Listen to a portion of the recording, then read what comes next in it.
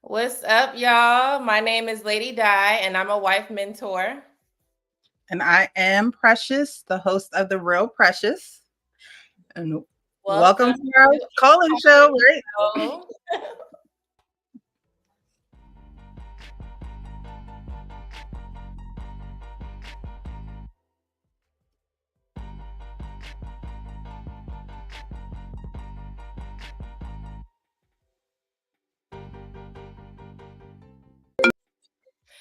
All right, you guys. So thanks for being here. I know I'm extra loud, but yes. Huh? Loud. Does it Yeah, sound okay? You sound good.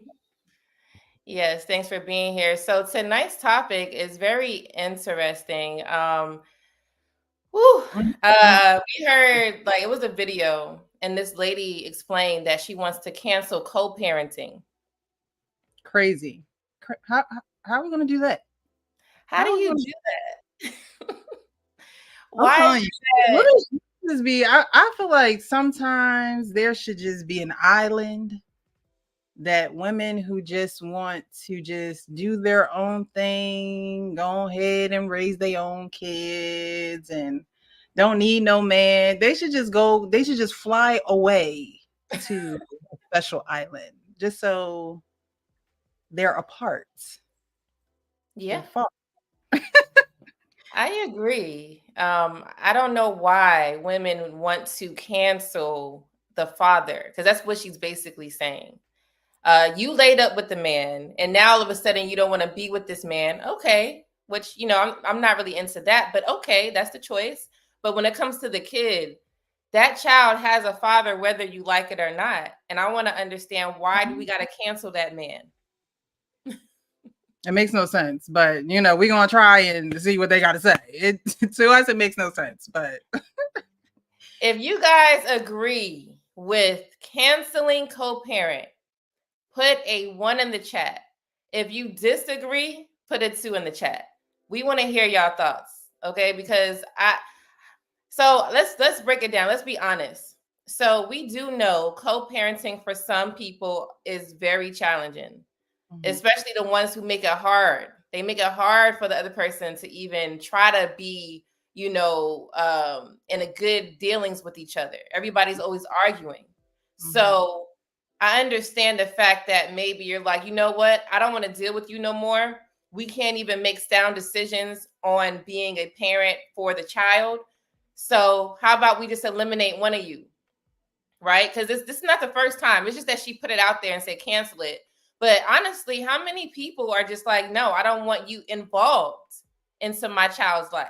That's basically what she's saying at all. Between the young women, when I say young, I mean just young and reckless, between them and the older women who freezing their eggs because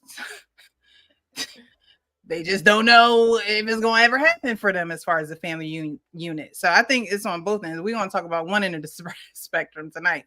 But yeah. Yeah, But before we get into that, let's say what's up to the chat. We have Jeff Shorts. Hey, Thanks for Jeff.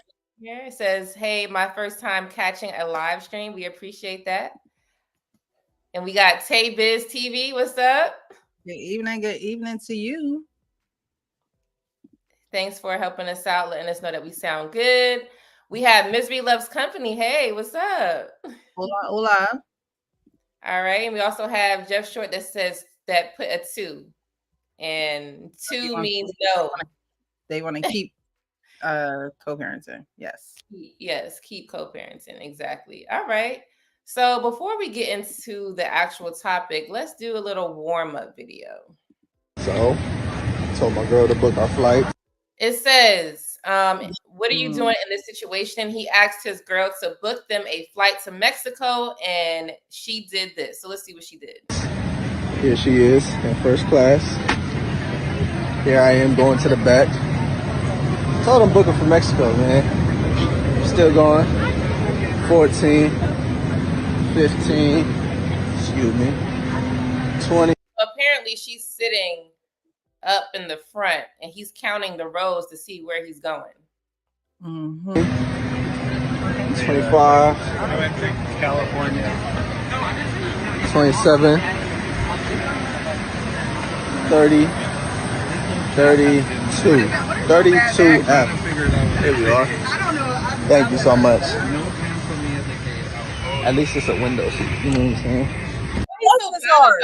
Bless his heart. Bless his lovely heart. He said, "At least it's a window seat."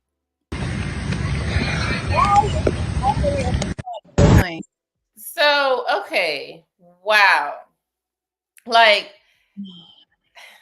very positive. Very positive. I'm trying to understand why he's so. I guess so he won't go off because he's already on the plane. They probably spent a lot of money, and at this point, it's like I'm gonna deal with her when we get to the island. I hope she comes back.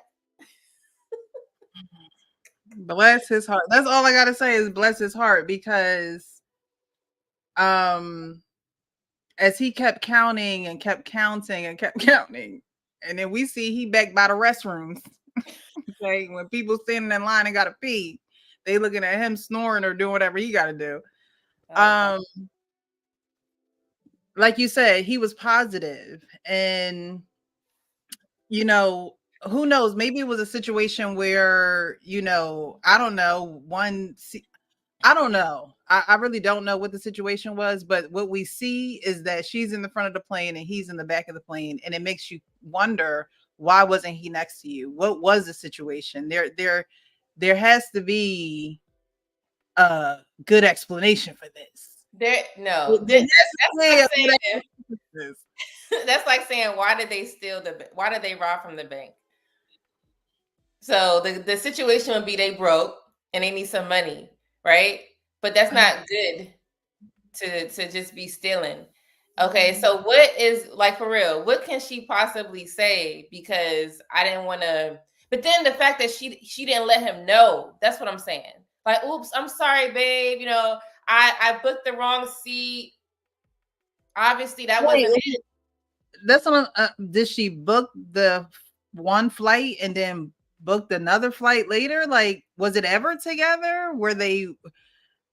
Look, I can't wrap my head around this stupidity. Because I can't see someone purposely doing, like, why would a woman purposely do that? Why would she purposely? Did they not have enough money for both of them to be in first class? And he said, you know what? You take the luxurious experience. I'll go back to 32E. I don't know. Like, it sounds like she didn't even show her face in the camera when he said she up here in first class. She was already sipping on this wine and eating an hors d'oeuvre trial. I can't wrap my head around it. I can't. I do know we as individuals, women especially, are petty. So what if he did something to piss her off and she wanted to get back at him? So there you go. You're gonna sit in the back. Who knows? We don't know. Misery Loves Company asks, did she use his money? Probably. That's a big factor. It's their money. It's their money. It's their money. Average man, what's up? Thanks for being here. Yeah, like, wow. I don't know. So for the guys that's in the chat, or even the ladies, we got Take Heed in the building. What's up? Hola. Please hit the like and subscribe button, you guys. Thanks for that. But yeah, Take Heed. Like, what do you think about this? Was she tripping or nah? Guys, what would you do if that was your lady? And it's too late. You guys are already on the plane. Are you going to get off the plane and just lose your money? Or what you going to do? Because obviously you can't cause a scene, right? Because then it's going to look like your guys are fighting, and you know how that goes. So what would you do? But honestly, I think it was more of a petty situation. She wanted to get back at him, and that's the best way to do it. Sit your ass in the back, you know. But what I don't like is that we have to be petty and do a get back and have that revengeful mindset. Mm-hmm. I don't care what that man did to you. Don't do it back. If it's something bad, walk away. If it's something that you could deal with, keep your mouth closed. If you can't talk about it, don't say nothing. So I just think it's juvenile. Like that's why I can't wrap my head around it, because in my mind I'm like, there has to be a valid reason. But like you're saying, there are some women who don't need a valid reason. There are some women who are juvenile. There are some women who just aren't mature enough to keep it moving. And when I say keep it moving, meaning I'm not going to hold this against you. Like, yes, it happened. We may have, had a couple of nights where we weren't speaking together or whatever the case may be. But some women like to hold it over your head as if they're using that to control you. They're using something to control you. And I don't know. I just don't have that mindset. It's either you just gonna move on or you're gonna get past it. Like it's as simple as that. And I don't think that a lot of women know how to get past things because they don't know how to let go of things. They don't know how to learn new things. They don't know how to let go of bad patterns, toxic patterns. They know, let me just throw it on him one more time. We'll be over this argument. We gonna be in Mexico soon. He'll get over it. Like, no, how you start is how you finish. Look how they're starting the trip.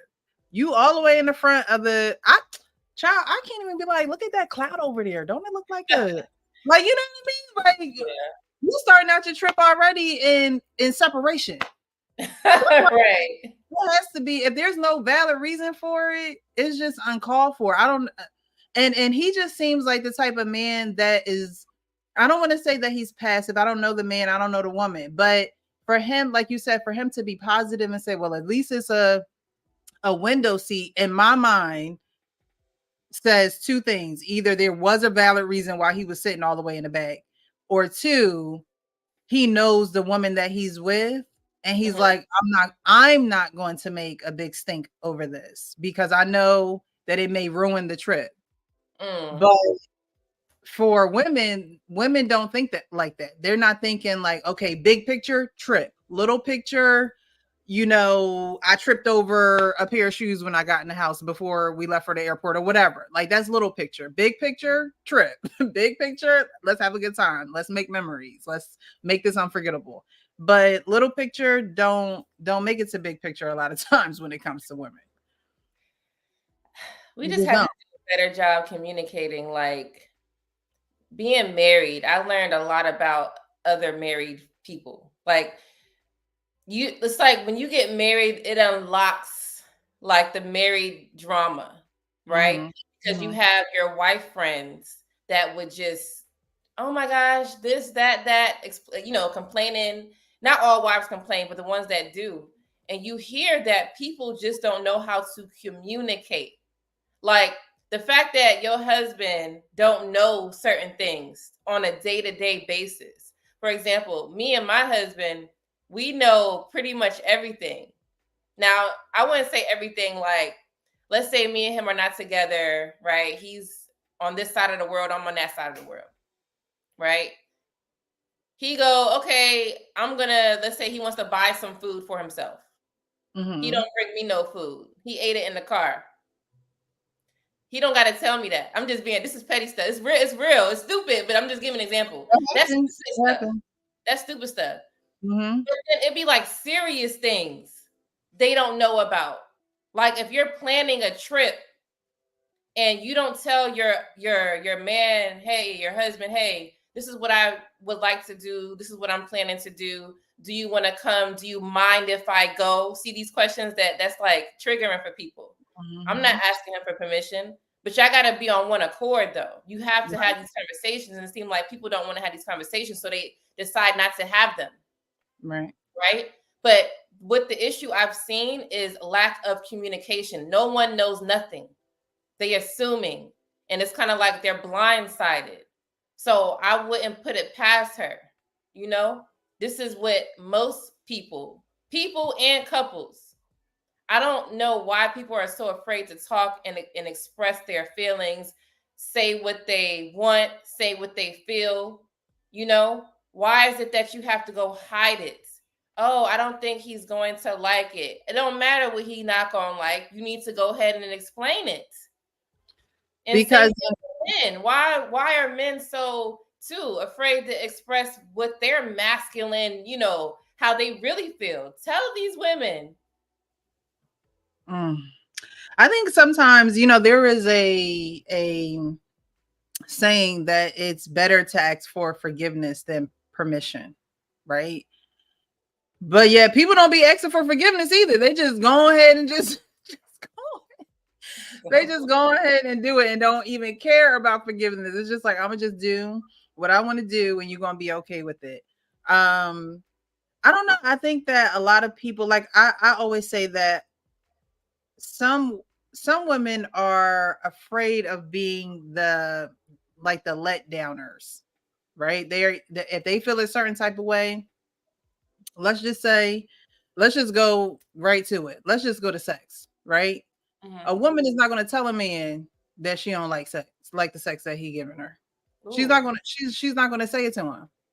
What she's going to do is go get another man that's going to do it the right way without her saying it. And that's not how you handle the situation, right? Yeah. And that's a huge issue.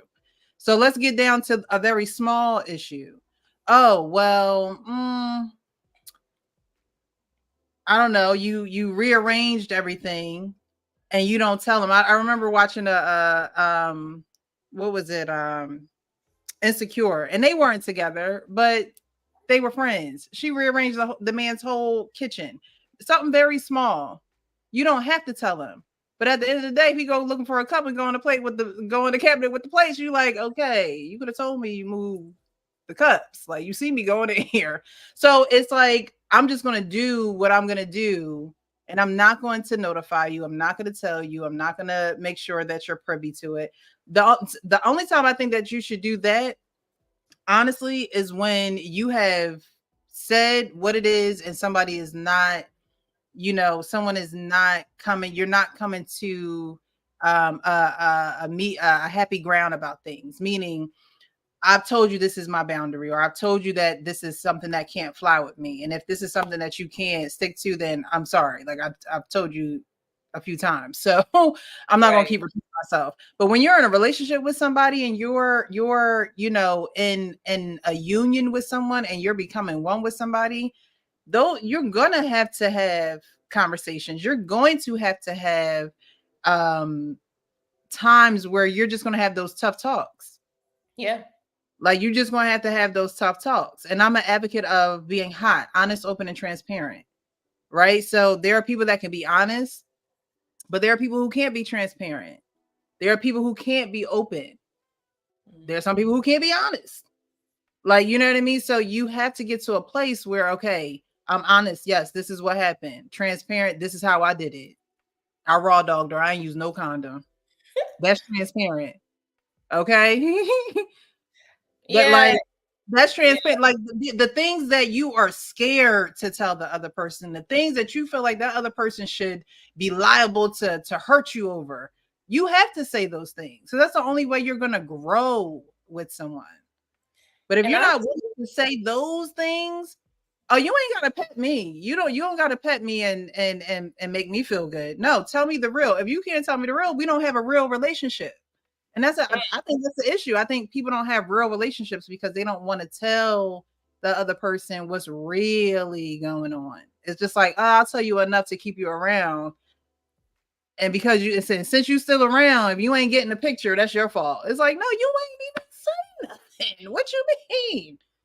But I think it's that, and then it's kind of like, for me, like when I was dating James, my husband or whatever, he got honesty from the beginning. And the reason why is because I'm not about to walk around holding secrets. Because if I gotta hold this damn secret, as long as we're gonna be together, however long that's gonna be, of course I didn't know at the time. All right. But I'm not doing that. I'm about to walk around being free, being so like secure in myself because I was honest with you. I could walk around and be myself. I don't have to fake and lie the rest of my life if I'm with you the rest of my life. I don't like living like that. To me, that's fearful. Just like when I was younger, you know how, not, well, let's say teenager, when you know better, right? You know how you're at your parents' house and you think about, damn, should I do this or not? Because you don't want them to find out, right? But then it's not even finding out. You don't want to do it so they won't find nothing out because they could take things from you. So if you were the child that got a car when you were in high school, you ain't driving your car for the next month, right? Because you did something. Wasn't me. It wasn't me either. That wasn't me. It wasn't me. I got a car after high school, but there's a lot of kids that had cars in high school. They sure did. They sure did. They had them co-op. If you did something stupid, your parents be like, you ain't gonna drive for the rest of the year or whatever. You don't want to get your phone taken away. You want to have access to go out on the weekends with your friends. These are the things I think about. So guess what I didn't do? I ain't do no fuck shit. I ain't do nothing crazy. Why? Because I want to live peacefully. So I took that same opportunity to, when I found the man of my dreams, then I was like, you know what? You're going to get all of me, all of this honesty, right? And I think that, like you were saying, I think people are just fearful to do that. And you don't need to be fearful. It is better to live in honesty and have peace than to live in lies, because you're going to be running for the rest of your life. I want to walk. I want to chill. Yeah, people be thinking they running the lies and the lies be running them. Like the lie is running you. You're not running the lie. The lie is running you. You're not getting no sleep. You look crazy. You ain't been eating. You can't even form a sentence without thinking about the lie. Like the lie runs. And my mom always used to tell me when I was younger, you tell one lie, you tell another lie, you got to remember all the lies you done told. You got to remember all those lies. Okay. And a lot of people can't remember all their lies. They know that they lying to you, though. They know that they're manipulating you. But instead of telling you the truth, they'd rather lie to keep you around. And it's like, tell the truth. Like they said, the truth will set you free. The truth is very freeing. The truth is very freeing, because then you weed out who for you, who not for you. There we go. They didn't even get to the bigger picture. Right. When somebody's lying to you, they trying to keep you around for their gain. And women and men, but women need to realize that. Like you have to realize that. Men need to realize it too, because women will lie to you up to your face and you won't even know the difference. You won't even know the difference. I was watching a Kendra G show and this woman said she was divorced, all this good stuff. Her husband, tuned in and was like, no, she was lying to y'all. She was lying to y'all. Okay, so you have to live in honesty and in truth. And honestly, it's for you more than anybody else. It's you who got to look yourself in the mirror. It's you who have to go through them health issues because you won't set the truth free and it's making you rot inside. It's you. It's not the other person. So you think you lying somebody, the lie is running you. You're not running the lie. You become the lie eventually. What's up, Mandrell? How you doing? Thanks for showing up. Yeah, you run. Minalik, what's up? How are you? Why would she fly first class and let her husband fly economy? So much for 50-50. Here we go. What's up, world class? Class. And we have Rashard. Hey, how are you? Thank you. Thank you. Yes. So, yeah. Let's get into the rest of the topic. Moral to the story as far as communication goes, make sure you are honest with your soon to be husband, wife, or whatever it is you guys want to do today. Just be honest with each other. Stop holding each other back from each other. You have to be free, and you have to make sure that you come with lies, because when they start lying to you, right, and things start happening, you're gonna be upset like everybody would. Why you didn't tell me this? Okay, you don't want it to happen to you, so don't do it to them. Y'all got to think about both parties. All right. Court. All right, so we have an Indianapolis mother walks free after admitting to smothering her 2-month-old baby to death between 2 couch cushions while high on that thing. So today's topic is about parenting, co-parenting. Accordingly enters judgment of not guilty, reluctantly. I do hope that you will take the opportunity to get the counseling that you need, to get the counseling for the children that you need, that you learn from this behavior, and hopefully the rest of the community learns from this behavior. I'm glad that he brought the community into his speech, because it's too late for her. Like, it's done. You can't get the child back for your mistake. But for everybody else's awareness, get off that stuff. If you're hurting that bad, find other ways to cope, because all that's going to do is put you back into that deep, dark, space in your mind. That's not helping you. And then you're going to hurt others. Not that they even care about that, obviously. So why did I even say it? Y'all don't even care about the other people. But you're hurting yourself. You already was hurt, but you're hurting yourself even more. Get off that stuff. And then you out there having babies. Why are we having babies recklessly? And she got other kids. So this is just one of them. Okay. And if you're going to do that stuff, why the hell the baby with you? That's another thing. Child, you ever seen Losing Isaiah? You ever seen that movie with Halle Berry? Yes. Losing Isaiah? When she put him, pretty much in the trash and didn't even remember she was so high. She went to go put him in the trash. Next morning, she woke up in the crack house. Like, oh, snap. What'd I do with the baby? The trash guy had to hear the baby crying for him to realize that they was about to crush him in that truck. Mm-hmm. Unfortunately, so my biological mother was a drug addict. So this could have easily been me. Mm-hmm. This story could easily been about me. Or it could have been you and you didn't even know. Meaning like this has happened and you were just saved. You never know. Don't even know, right? So one thing about drug addicts, they get pregnant easily and they don't know that they're pregnant because they are taking so many drugs or whatever drug of choice it is for whoever.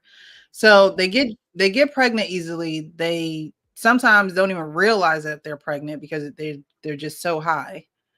So for her to have this 2-month-old baby, my question would be, where is everyone else?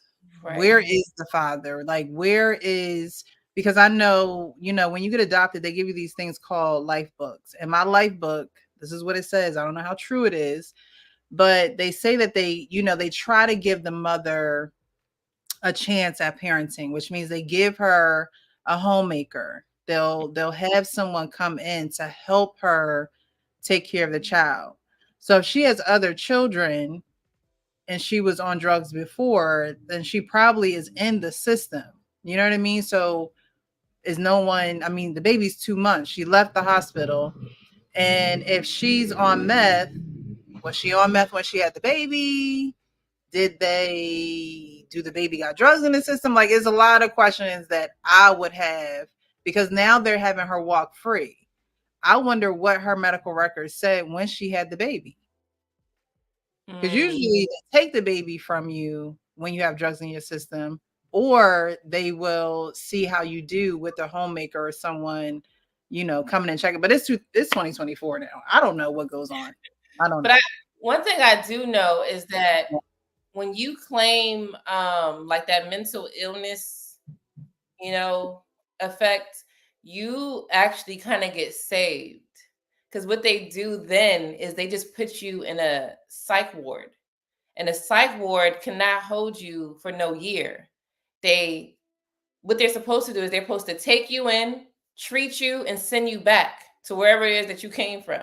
So if you came from your parents' house, that's where you would go, or you'll go to a place where they're like, okay, you don't want to stay there. Where do you want to go? Sometimes they'll help house you, and then they'll put you on disability or some type of, space where you could receive funds.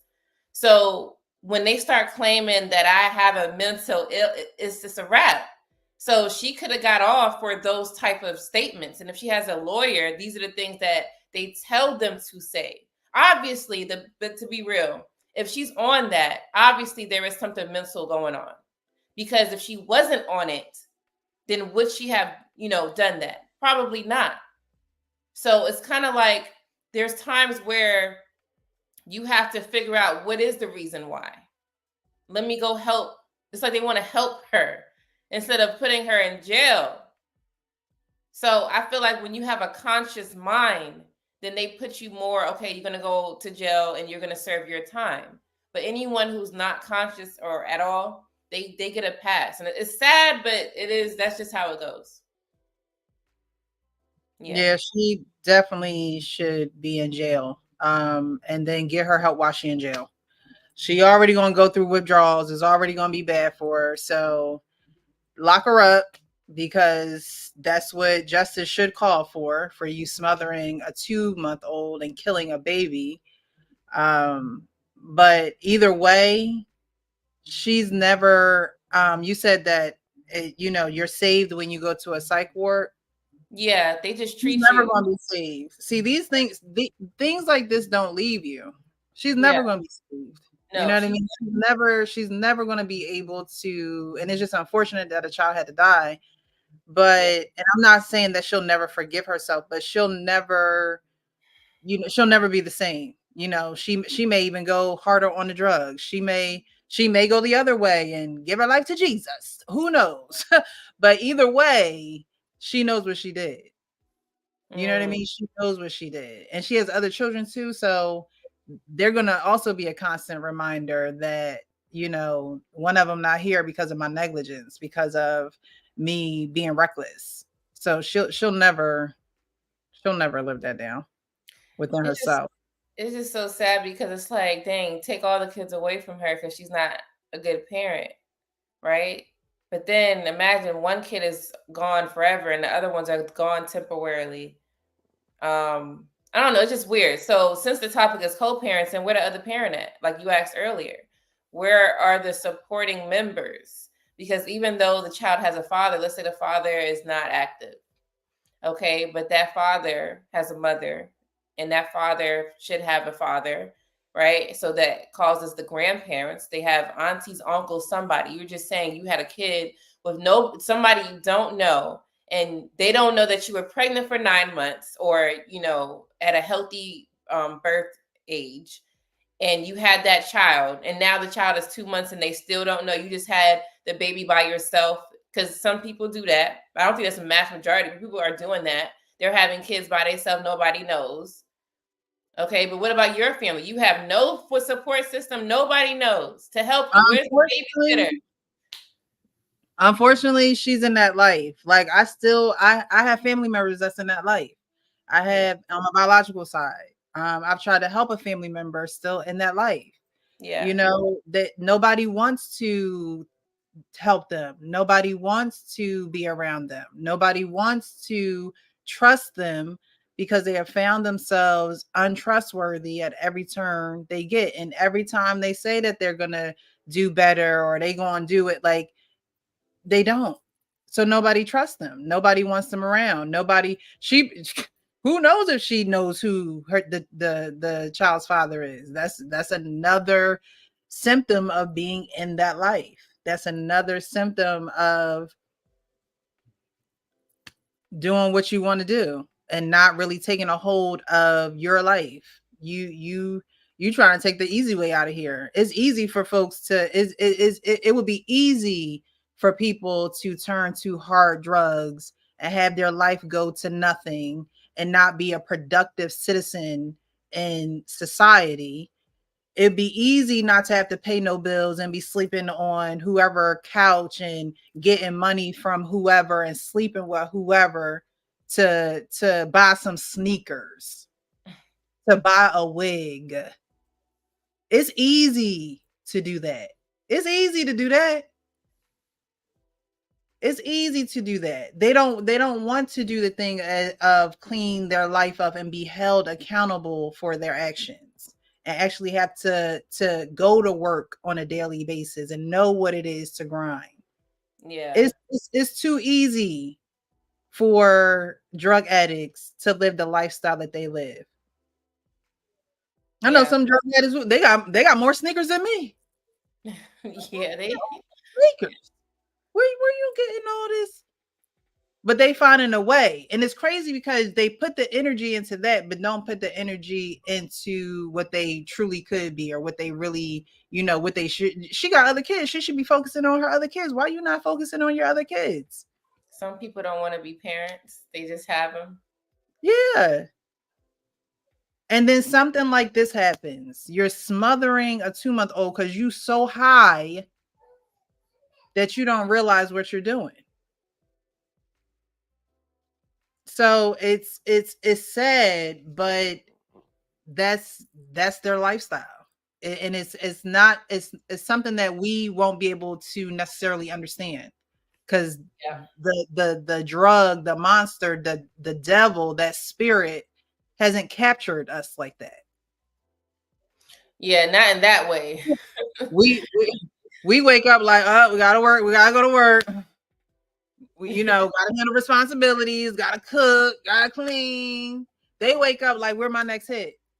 Yeah, like that's the only part of life they have. And like you said, I gotta clean and what my kids gonna eat today. Like that's kind of where people need to be heading, but they're not. They're suffering for her to even be it's sad. It's sad. And when they say that you can't, you can't change someone's mind like that, you can't. They have to do it all on their own. You can aid them and aid them and aid them, but at the end of the day, it's them that are, making those decisions. And yeah, I think a lot of them need the help. They want the help, but some of them, the drug got them too strong to do it on their own. And then when you try to get them help, they leave the agencies and the facilities and the places where you have set up for them to be. And it's just sad. It's just sad. I thank God daily for my parents. I thank God daily for my parents because I don't know where I would be if I didn't get adopted. Wow. It's just sad. So we basically, we just have to look at our life a little bit more. We all go through things, but it shouldn't result into that. So we just have to figure out how to find help. I think that's what's going on. We don't know how to find help, but we know how to find drugs. We know how to find alcohol. We know how to find a man to have a baby. It seems like those are the easiest things to get these days. And it's like, no, don't do that. But you guys, we are doing the call-in show right now. So if you are available, definitely call in, you guys. The phone is ready. Thanks for everyone who are in the building. We have Christopher Sterling. Hey, what's up? We have Lost Again. Thanks for being here. We have Brianna Williams. Hey, Brianna. Hola. And of course, Marcus is here. Thank you so much. Definitely try to follow what he's saying, like and share, subscribe to both channels. Thank you. Thank you. So yeah, definitely. So you guys could call in right there at that number, but we're going to proceed on with the show. Definitely when you call in about the actual topic. And share your thoughts if you're going through something like that about, as far as parenting and co-parenting, how has that been for you? Do you have any questions you would like to ask? Because I have a stepson, so we have a co-parenting situation over here, and so does Precious. So, we can help give some insight on that. You cannot. I'm sorry, go ahead. I was just saying, definitely call in. The lines are open. Yep. Go out and party on the weekend and be with children. Lakeisha Williams was arrested around. Another one. Mom left her 6 and 8-year-old kids home alone to go on a cruise. On a cruise? Monitored kids' camera, kids via webcam and cell phone. So y'all know that FaceTime and Google Duo, they even got IG call-in. She watching her kids on her phone. First of all, you on a cruise, girl. What you got, the international plan? What? This can't be real. This can't be real. Let's see what else they got to say. 5:30 tonight here at her luxury apartment building in the Memorial area. According to Precinct 5, the mother flew to Miami last Thursday to catch a cruise to Puerto Rico, leaving her young children home alone for 5 days. And it would have been longer had neighbors not been paying attention. Wait, 5 days though? And they're not teenagers. You went to jail? First you went to jail? Is it? I don't see that in there. From all-you-can-eat buffets aboard a cruise ship to the back of a Precinct 5 patrol car, Lakeisha Woods Williams is accused of abandoning her children. The 29-year-old mother was taken to jail tonight. The details of the allegations, almost hard to believe. So that don't even make sense right there. According to court records, neighbors at Williams' luxury high-rise apartment building, the McKinley, sounded the alarm. They said they saw the mother of 2 children leave with luggage and bags last Thursday, April 4th, and never return. On Tuesday, deputy constables with Precinct 5 responded to a welfare check at her apartment and found her 8-year-old son and 6-year-old daughter home alone. The unit smelled of urine, records state, and was in disarray with trash and leftover food strewn about. And they told the deputies their mother had left to go on vacation on a cruise. But she's treating them like a dog. And even dogs got people that come and watch them. Dog sitters. They even got house sitters. So I'm trying to understand. You got money to go on vacation to Puerto Rico, but you don't have money for someone to watch your kids? Co-parenting, here we go. Where's the dad? Oh, you probably don't want him around. Like, are we doing this? Children were definitely left unattended for many days and put in serious harm's way. Williams is charged with abandoning her children with intent to return. Deputies did find a web camera and cell phone that the children said. All right.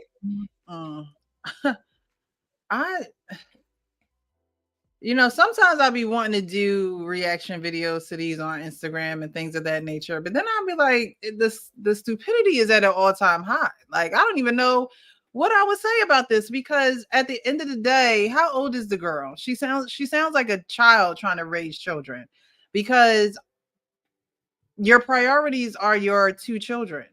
Your priorities are your children. So how did Miami become your priority? And if you are going to plan Miami, why don't you have someone to watch your children? What made you think that it was okay to leave them at home for 5 days? I wouldn't leave a child in the house alone for an hour, honestly. And I know y'all, look, I grew up, my parents were strict. Okay, so I got that in my blood because that's how I grew up. And I always wondered why my parents were so freaking strict. I always wondered. And now, being the woman that I am, I understand. We have a caller. What is the name? Who we got? I believe I know who this is. We will have them introduce themselves. Good evening. You are now live on our show. Introduce yourself. Hey everyone, this is Mandrell. It's Mandrell. Mandrell, what's up? Hello, ladies. I'm all right. How are Good, you doing? good. Thank you so much for calling in. Before you continue, I just want to make sure that everyone can hear you. So can you guys hear? Can you hear him, Lady Di? Yes. The one in the chat if you can hear Mandrell, our caller. All right, so go ahead, Mandrell. Thank you so much for calling. What would you like to add to the conversation? Two questions. One, when do you know? Because obviously, like when it comes to situations like this, I'm not completely cold-hearted. I do understand the person's situation. They get hooked on drugs for whatever reason, and taking drugs can be an extremely difficult task, right? Mm-hmm. But at what point do you say, okay, I'm not with this. I can't help you, because I get to that place pretty quick.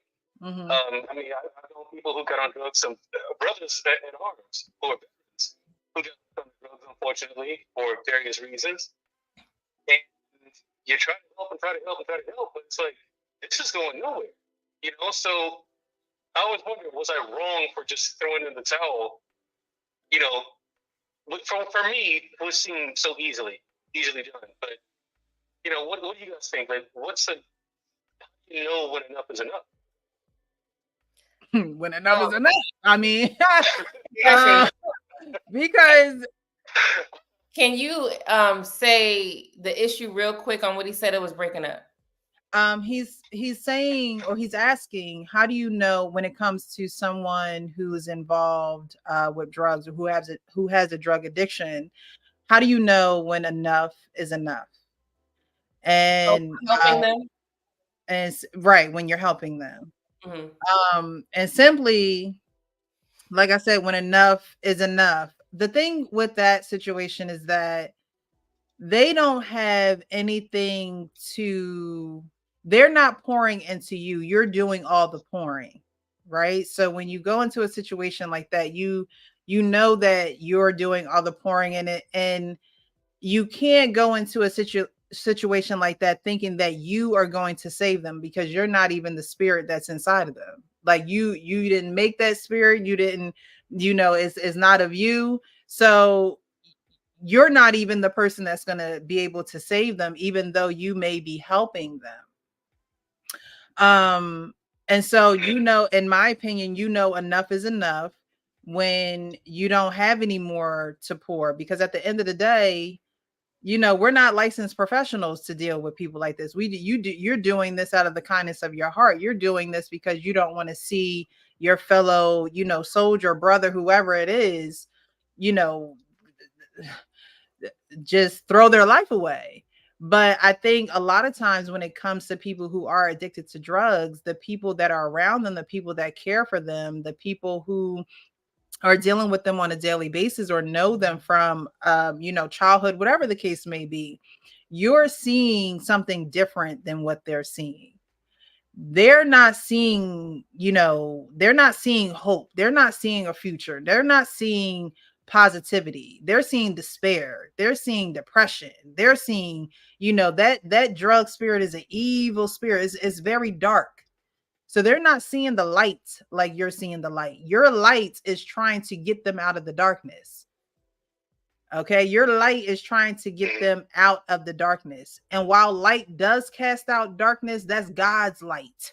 So not even my light can cast out the demon spirit of a drug inside of somebody. We would be very arrogant to think that we can do that all on our own, and we can't.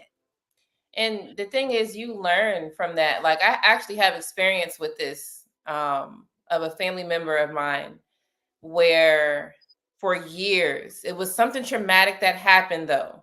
So I always want to say, if you don't know what happened, you need to find out. But if you do, because this is a family member and you know the life that this person has been living, you have to take that into consideration and maybe try to pinpoint the depression, because some of them are depressed, and they're depressed because of what happened to them. So you pinpoint that, figure out how to help them in that way. But then if that doesn't work, then yes, you have to see, like, for me, I had to find out, what does my family member like to do? What is something that motivates them?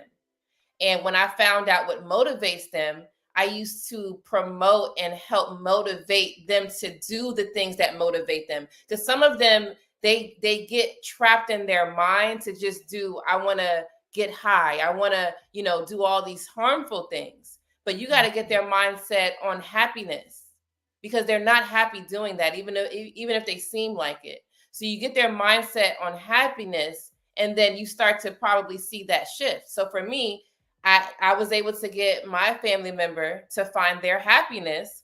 But then guess how long that lasted? It only lasted about 2 years. After the second year, they went right back. What happened? That's a long time. It was, and they achieved a lot. But after those 2 years, guess what happened? They went right back into their depression, really, and it got worse. So when I knew that it was enough, it was about a 5-year period of helping this person consistently, right? I was not giving up. But when I found that enough was when I received a call from this person, and they sounded like the devil took over their mind. Literally, the person said, "I'm Satan." And he was saying that he got hypnotized and all of this stuff. He got into the wrong crowd. So with this knowing this information, I was like, oh, he's lost. Like, his mind is not even in his brain. That's how I knew enough was enough, because I couldn't help him no more. He was gone. So that's for me. You have to know, and I always say people need to learn more about mental health. You have to understand mental health in its phases. When that person is gone, there's nothing you could do for them. Only, like Precious said earlier, is a professional, and all they do is give them medication. So they're not really helping them either. You're right. That's it. Because like I was mentioning veterans, some brothers that are ours of mine, these guys I served with, fought alongside with. You know what I mean? I saved their lives, some of them, and some of them saved mine. I literally would not be here if it weren't for them, right? And so when I sent it to the VA, the complaint, not only with them, but myself and other veterans, is that, okay, this isn't helping. Like, the only thing you do is throw medicine at me and have me sit in a meeting, and you're not asking me anything about me. Like, you don't care. The sentiment of veterans when it comes to mental health. There is no real treatment, So, of course, what you do is you try to help, but I can only do so much. You know what I mean? And I'm only willing to go so far with it. But you feel bad when you tell them, hey, that's all I can do. And they're nowhere near getting out of the situation. And you kind of feel bad. So, that's what I was asking. When do you know enough is enough? Because again, there's only so much you can do. And you get tired of people calling you, asking you for money. That gets old quick. Yeah. Like I said, you're the one doing the pouring. You have to, you definitely have to go into it realizing that you ain't gonna get nothing out of it. You know what I mean? And not to say that you should help people to get something out of it. But even the joy of seeing someone doing better is something that you can get out of it, right? And you realize that even when that occurs, that doesn't occur in bouts of time where you can really enjoy it. Like Lady Di said, it's like, okay, after a year, they went back to doing what they were doing, right? And there is no remorse. There is no, I'm sorry. What there is a lot of manipulation, actually. That's what I do see a lot when it comes to people who are addicted to drugs, because they're going to say anything. They're going to, express anything to get you to do what they need you to do so they can do what they want to do. Right. So they're not going to knock on your door all night long for you to take them to a facility, but they'll knock on your door all night long for about $10, $15. They'll knock on your door. You know, they'll do that. So, you know, you just have to realize that you're not a everlasting well that's going to never run dry. And in a situation like that, you do find yourself being drained. You find yourself, you know, trying to help a person that can't help themselves. And honestly, like I said, you know, you then you then kind of move from a human role to a God role, and that ain't our role. That's the look. I'm gonna let God be God because I can't be God, and I know I can't be God because I need Him. So I'm gonna just let Him be who He is, and realize that when I've done all I can do, I'm gonna just stand after that. I'm not just I'm not going to try and push something that's not even really my calling. It's just, you know, you're trying to be obedient, but at the same time you have to realize when that's not really helping either.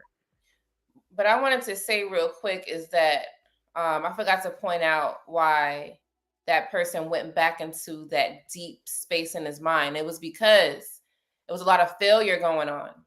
Mm-hmm. And what I understood was that there are some people that are weaker than others. They don't know how to deal with failure. So they get into things to help them get off of that. Oh, I failed here. I failed there. What can I do to erase my failure?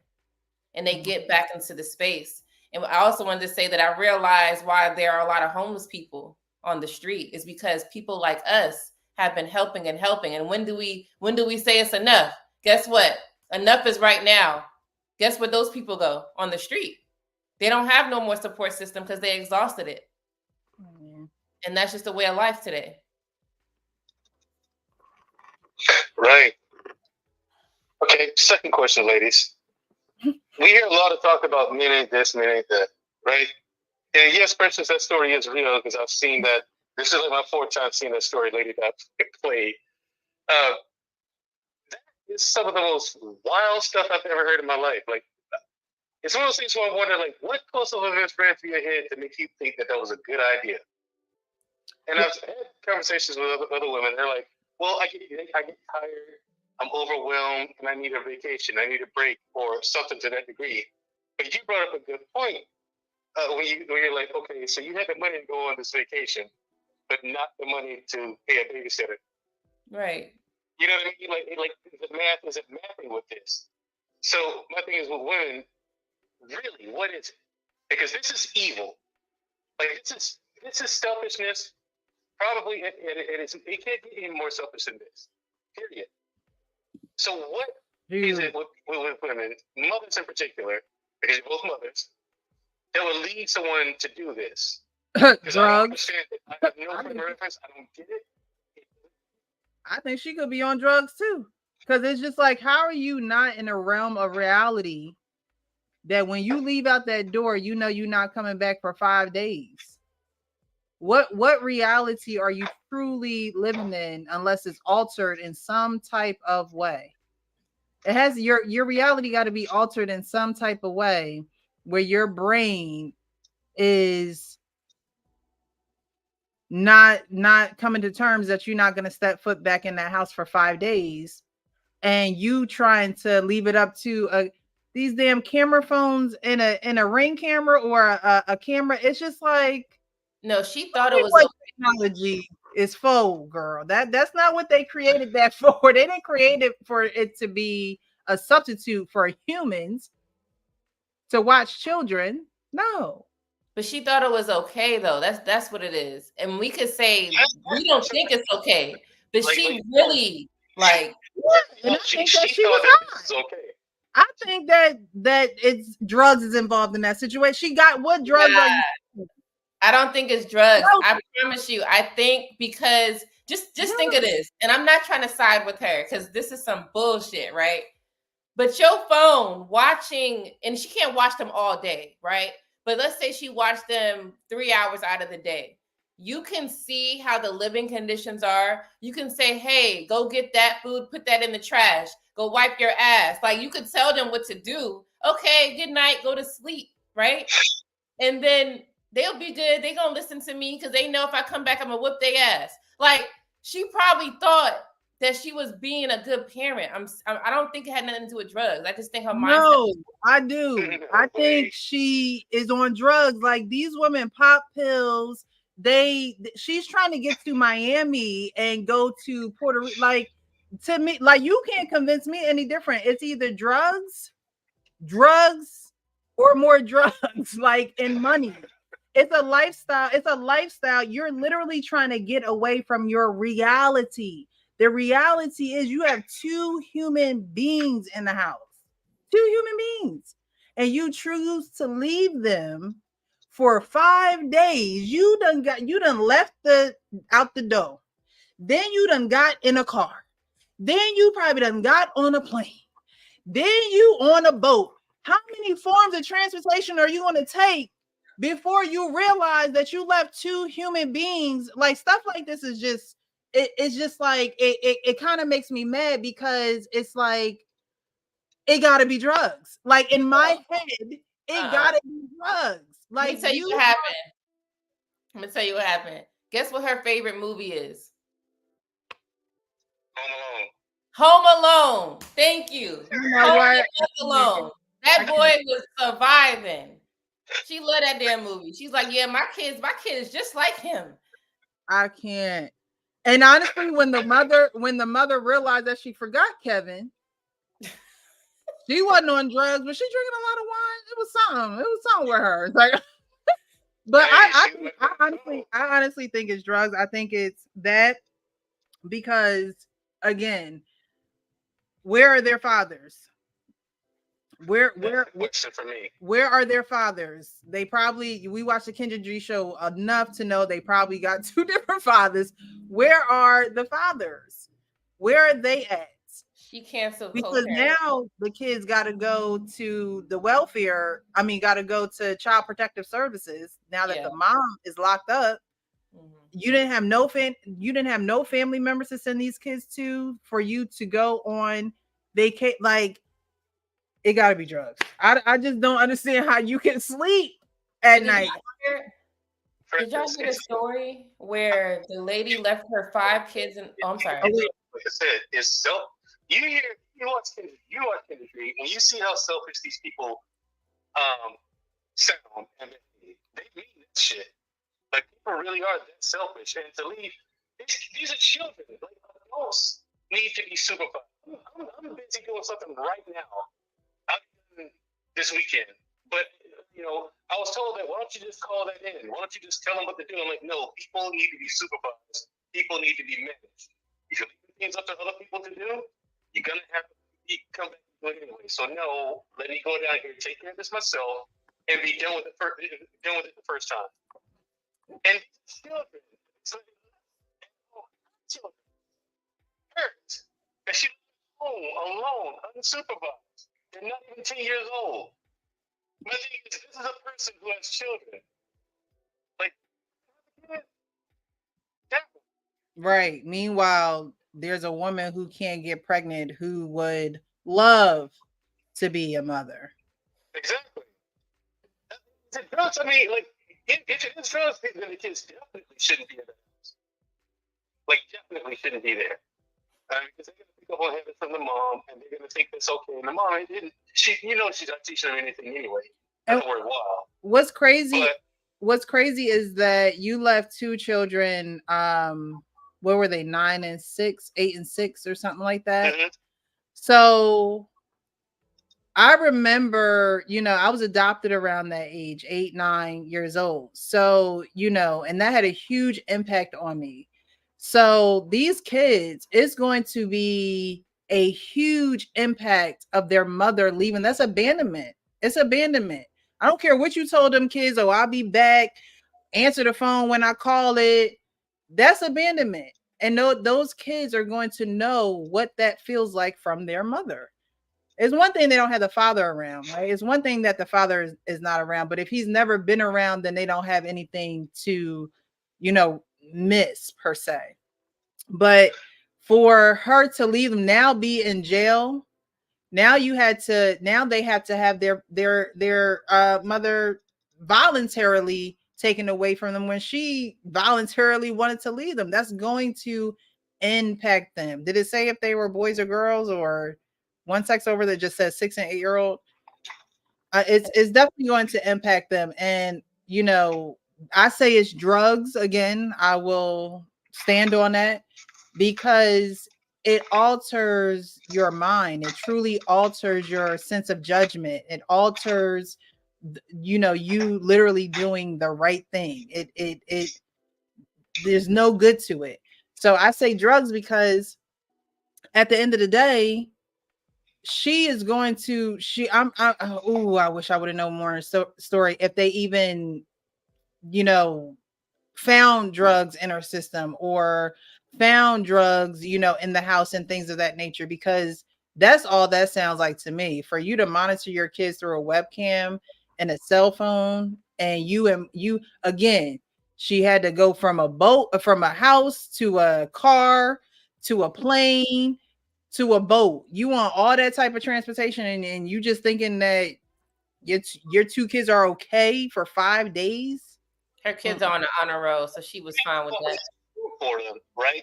We all know, like, I don't have any kids, but I do know that kids are gonna eat the sweet stuff, and they're gonna eat it up in the first day if you don't watch them. They're gonna eat the food because it's there. Yeah. They eat. You know what I'm saying? Like, again, I'm not a father, but I know these things. Kids could get into anything. Right. I was like, people need to be supervised and managed. They could have burnt that whole high rise down. They could have burnt the whole high rise down, okay? They could have burnt the whole high rise down. There was a story where one reason why I won't live in a high rise. Won't do it. There was a story where a lady left 5 of her kids in a house, and the house did burn down. They all died. You ain't see that?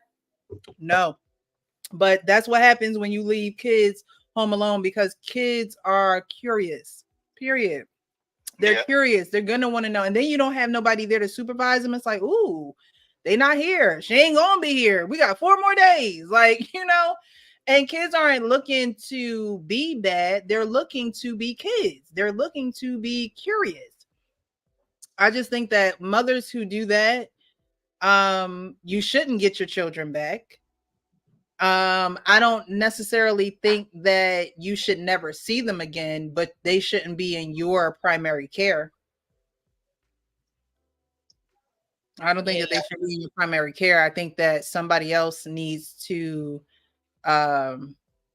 be taking care of them. Someone who has the mental capacity to care for children. Everybody, just because you can create them, don't mean that you can raise them. Or at least just common sense. Everybody who creates children are not capable of raising those children. And women need to be honest about that. Don't leave those kids. Say, hey, look, I'm not capable of doing this. I'm not capable of having these kids. Have them go into, you know, foster care. And I was and I've never had anything bad happen to me. I've heard horrible stories about foster care, but have them go somewhere where they are being, you know, supervised and not left for 5 days. There's a question here. It says, do you think that there are some mothers that resent their children? Yes. They resent their choices. It's not the kids. It's not, the kids don't have nothing to do with it. They resent the choices that they made, and the kids are going to pay for it. I don't think that they resent their children. How can you resent the doggone kids? That goes to show you that you truly have issues that you need to fix, and you probably shouldn't have had the kids. Well, it's the kid's fault for being here, Precious. Okay? No, it's not. The mother wouldn't be this fixed. She wouldn't be this fixed if it weren't for them. But see, that isn't that just how effed up the mind of a woman can be? Yeah. How are you gonna blame the kids when they had to get here by way of you? Literally, they had to get by way of you. It's not their fault, Princess. I guess you don't understand it. See, it's not her fault. She didn't mean to do it. It was an accident.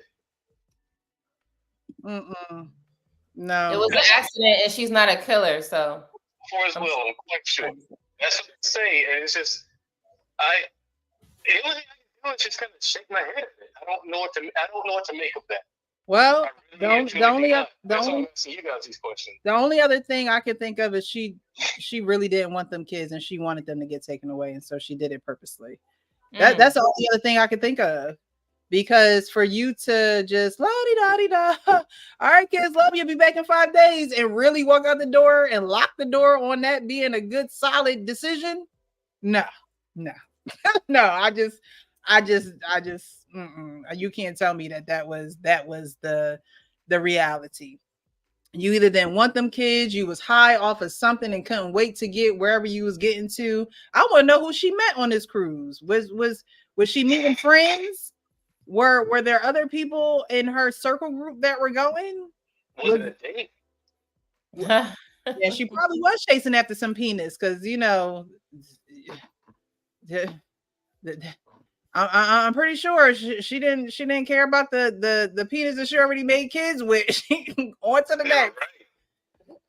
I don't know. Why didn't she call the father and see if he could keep the kids?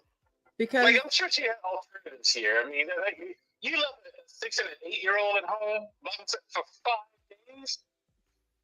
This isn't you getting off work. This isn't them getting out of school and getting home until you get off work type deal. That's not what crazy. This is. You left them there. Like, what kind of food you they can't cook, so what kind of food you I say that's 15 meals.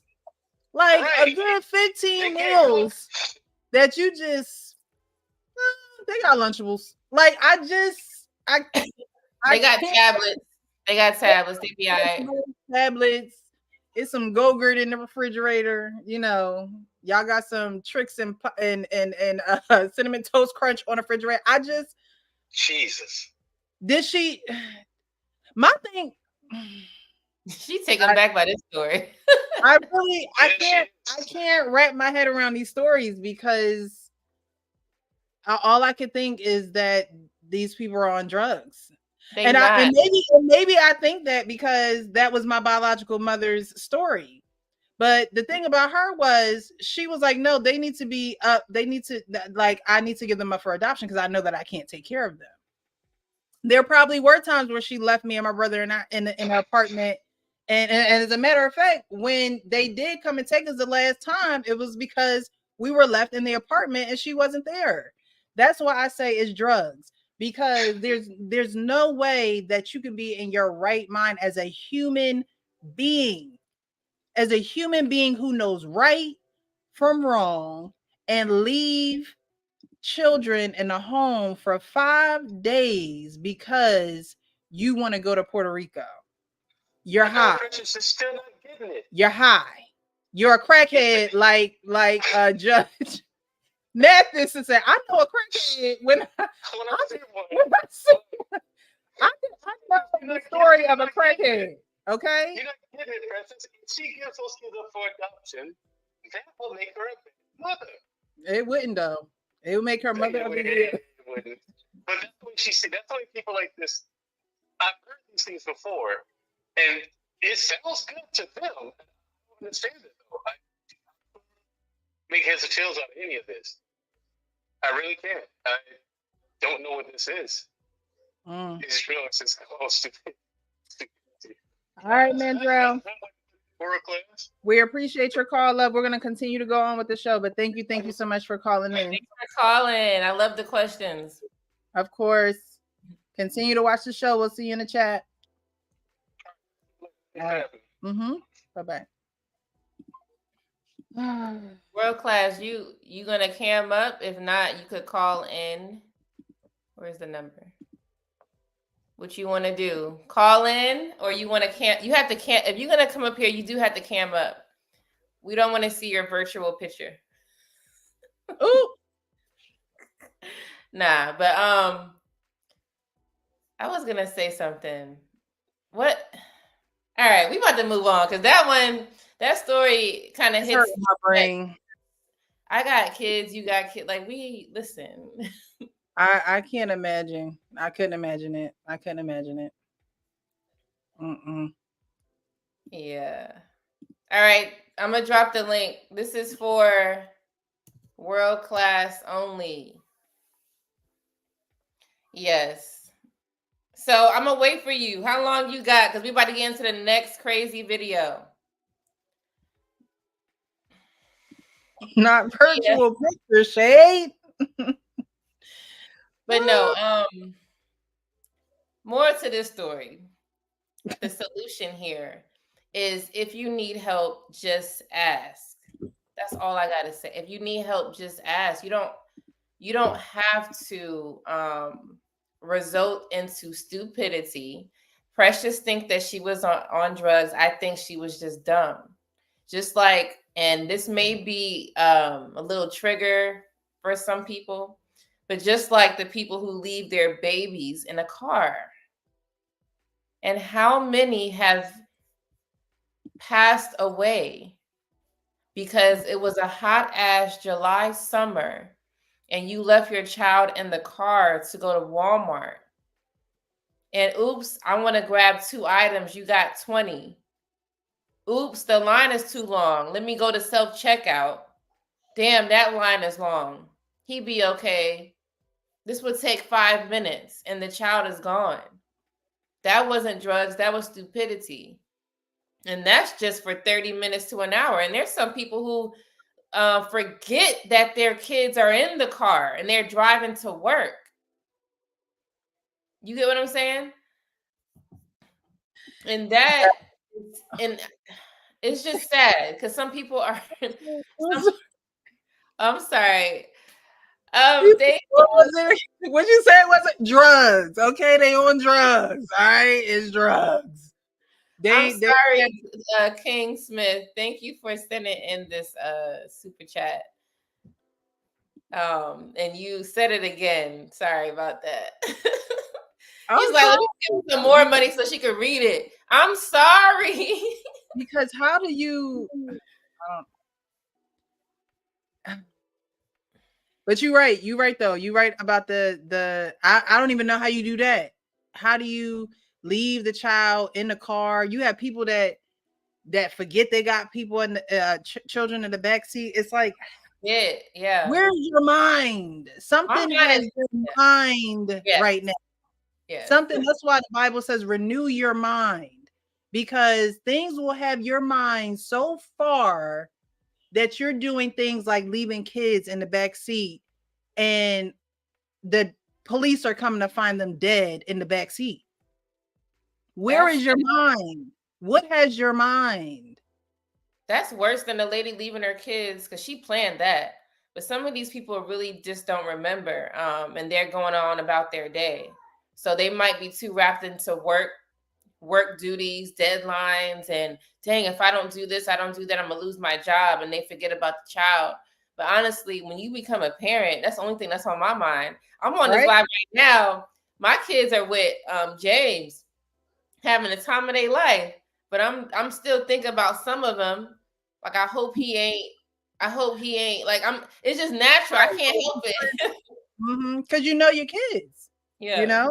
You better not be in my room. You better not be touching my shit. Like, I mean, my kids always on my mind. So when I hear people and I think it's men and women leaving their kids in the car and you forgot, come on. But like I said, that could be a little trigger because some people do that and they save their child. Like, oh my gosh, I forgot you, So if you are in that space, you need to always have your child on your mind, and that needs to be the first priority. You are second.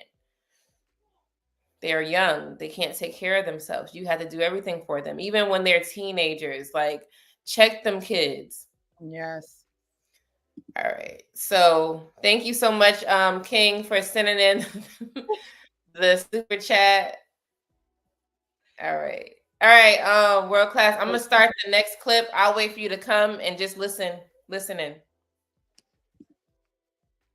Oh, sorry. Because I'm the mother. All right. This one says, mother approaches stepmother for hitting her child with a belt. So let's get into that. So the stepmother is the lady in the red shirt. So what makes you feel like you could do that? Understood. First off, it was something mutual between me and the father because your daughter was being disrespectful. She could. Okay, this is my thing. My daughter's not disrespectful, and even if she was, I'm sorry. Here we go. How the hell you know if your child is disrespectful and you're not there? She is with a stepmother. Sometimes kids don't react well to that. It is what it is. So maybe she did act up a little bit. Cause you ain't my mom. Like, you hear all these stupid ass stories. So you cannot, I hate when they assume like your child is so good. She not disrespectful. She may not be disrespectful, but she don't like her. Who knows? Maybe the girl is nuts. Right. Obviously the girlfriend or the new wife, whoever she is, obviously she's seeing something that you're not seeing. And that's another issue with single mothers. They think their child can do no wrong. They think that, nobody else can say anything about their child. I remember growing up in Jersey City, if I got in trouble at the corner store, I was in trouble by the time I got home because neighbors were telling on me. I was getting in trouble. Like, she came at her like, well, first of all, my daughter's not disrespectful. And it's like, well, how, like you said, how do you know she's not disrespectful? This is a new environment for her. I'm a new person in her life. Like that, it could happen. So just hear her out. It can happen. That's the thing. Consider it. Like, not saying she's the worst child ever, right? But she just don't fuck with you right now. Like, she don't mess. Sometimes somebody new, they don't know how to react to it. But I have world class in the back. There we go. What's up? Hey. What's going on? How y'all doing today? Good. How are you? How are you? That's awesome. Great. Can't complain. Awesome show. Awesome topic. It was a little late. I ain't catch all the details, but so what happened with the lady? She left. It was another situation of a lady leaving leaving her babies and going on vacation. Because that happened like a couple of years ago too.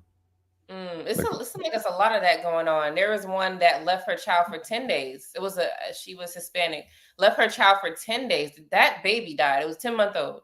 Yeah, it happens. It's happening. But this one, luckily, her child, the kids, the 8 and 6-year-old were okay. They weren't harmed. They were fine. Yeah, the 10-month-old. I mean, it's still crazy. But a lot of women do go through that postpartum depression. I don't know what that's like, but there are women who really go through that in a severe manner, where it's like they have to be watched as if they're like in a psych ward. Is there any other depression that includes severe neglect and vacation time? So postpartum. Okay, I'm gonna explain what postpartum is real quick. I never had postpartum depression. Like I said, this might be triggered too. I think postpartum is a choice. Women choose to be in that state of mind because, first of all, you have a child. Your first priority is to take care of them. So once your mind starts to shift because the kid is crying too much, that's what's happening. It's a lot of stress going on. Kid is crying too much. The kid don't sleep at night. They don't have a dad. Sometimes they don't have the dad there to help. They have to go to work soon. They don't have enough money, not enough support. All of these things together, right, makes them go. They do get depressed, and then they want to harm their child. So it's things that's happening in their mind that's created. And what they don't do is they don't stop and say, oh my gosh, my conscious self, this is my child. I can't harm this little baby because I get mad when I see pedophiles harming children. So how can I do this to my child? It's like they don't think about that. Well, a woman's brain naturally, biologically changes when she has a child. Like, that's biologically, it changes when she has a child. And for some women, you can go from one end of the spectrum to the other end of the spectrum. For some women, it turns to severe depression to the point where some women don't want the child to be here anymore. It's like almost like a what did I do and who are you and why are you here type of thing. Like I said, I've never experienced that. That wasn't my story. But I couldn't imagine wanting to hurt a baby or leave a baby, abandon a baby, any of that. Yeah, I'm just because I'm not even fighting whether it's real or not. I think things like this contribute to why you have people that don't take it serious. Because I don't know any other form of depression that results in violence. That's like a outgoing, like a constant violent thing, or hyper neglect, or they want to go out and party. Now, I know people they will. I can associate some depression to over sexualizing and going to the club and shit. But it's just weird to me. All the other depressions is being secluded, recluse, in house, withdrawn, more than most of them, not all of them, obviously. And it's just weird that I think for the women that's really going through it, when you see a woman that does stuff like this, and he claims that when this is probably just a piece of shit mother, Mm-hmm. it kind of takes away from those with credibility, the cry wolf type of thing. And I just don't, I don't think this is the first situation. I just think this is the situation where she got caught, or where they be getting caught, not just this one chick. They just get caught, and then it's postpartum, and just I'm just depressed. Yeah, you went to Puerto Rico, but you wasn't depressed. You just wanted to go to Puerto Rico. I can't say that for her because her kids were older. I was saying that for the 10-month-old, Oh, 10-month, okay. But for an 8-year-old and a 6-year-old, I mean, if you haven't gotten past the change and the changes that are going to come with having these kids, that ain't postpartum depression. That's just you not wanting to step up to the occasion of being a mom. But that postpartum thing, it just stems from being a mother.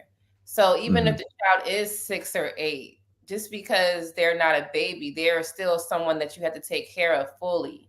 They like to eat breakfast twice, lunch twice, dinner twice, and that's not including snacks. You can't keep up. You have to help them with their homework. You have to do a lot. Like, honestly, I have so many kids and I got help. I'm like, I don't know how the fuck y'all do it with no help. Like, I'm going crazy. So the fact that it's like she decides to just, you know what?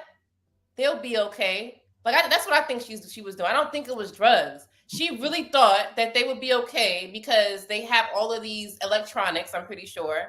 And when they're on their electronics, guess what? They're on that shit for 10 hours. I've seen them. I witnessed them. And then they just gonna come up and get some food. Okay, cool. I could watch them for a minute. I really think that's what was going on. And she was treating them like dogs. Dogs, you get food and water. Here's the potty. Make sure you use it. Here's the wee-wee pad. How much do you think our culture contributes to that type of deal with them fuck them kids, Monica, that we say all the time?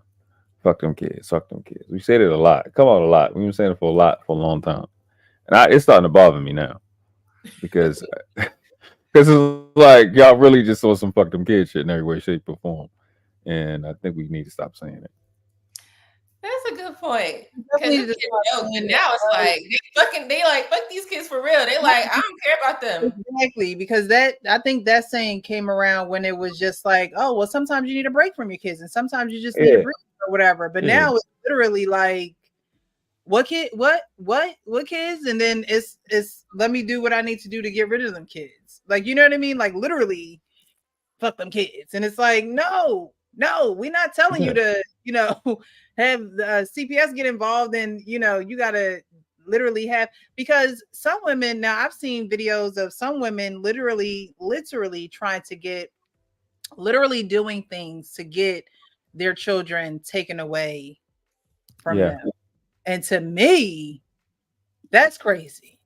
It's like you want to I just can't wrap my head around it. I don't know. What are you racing to? What do you, a lot of people feel as though kids stop their life or they hinder them from doing what they need to do.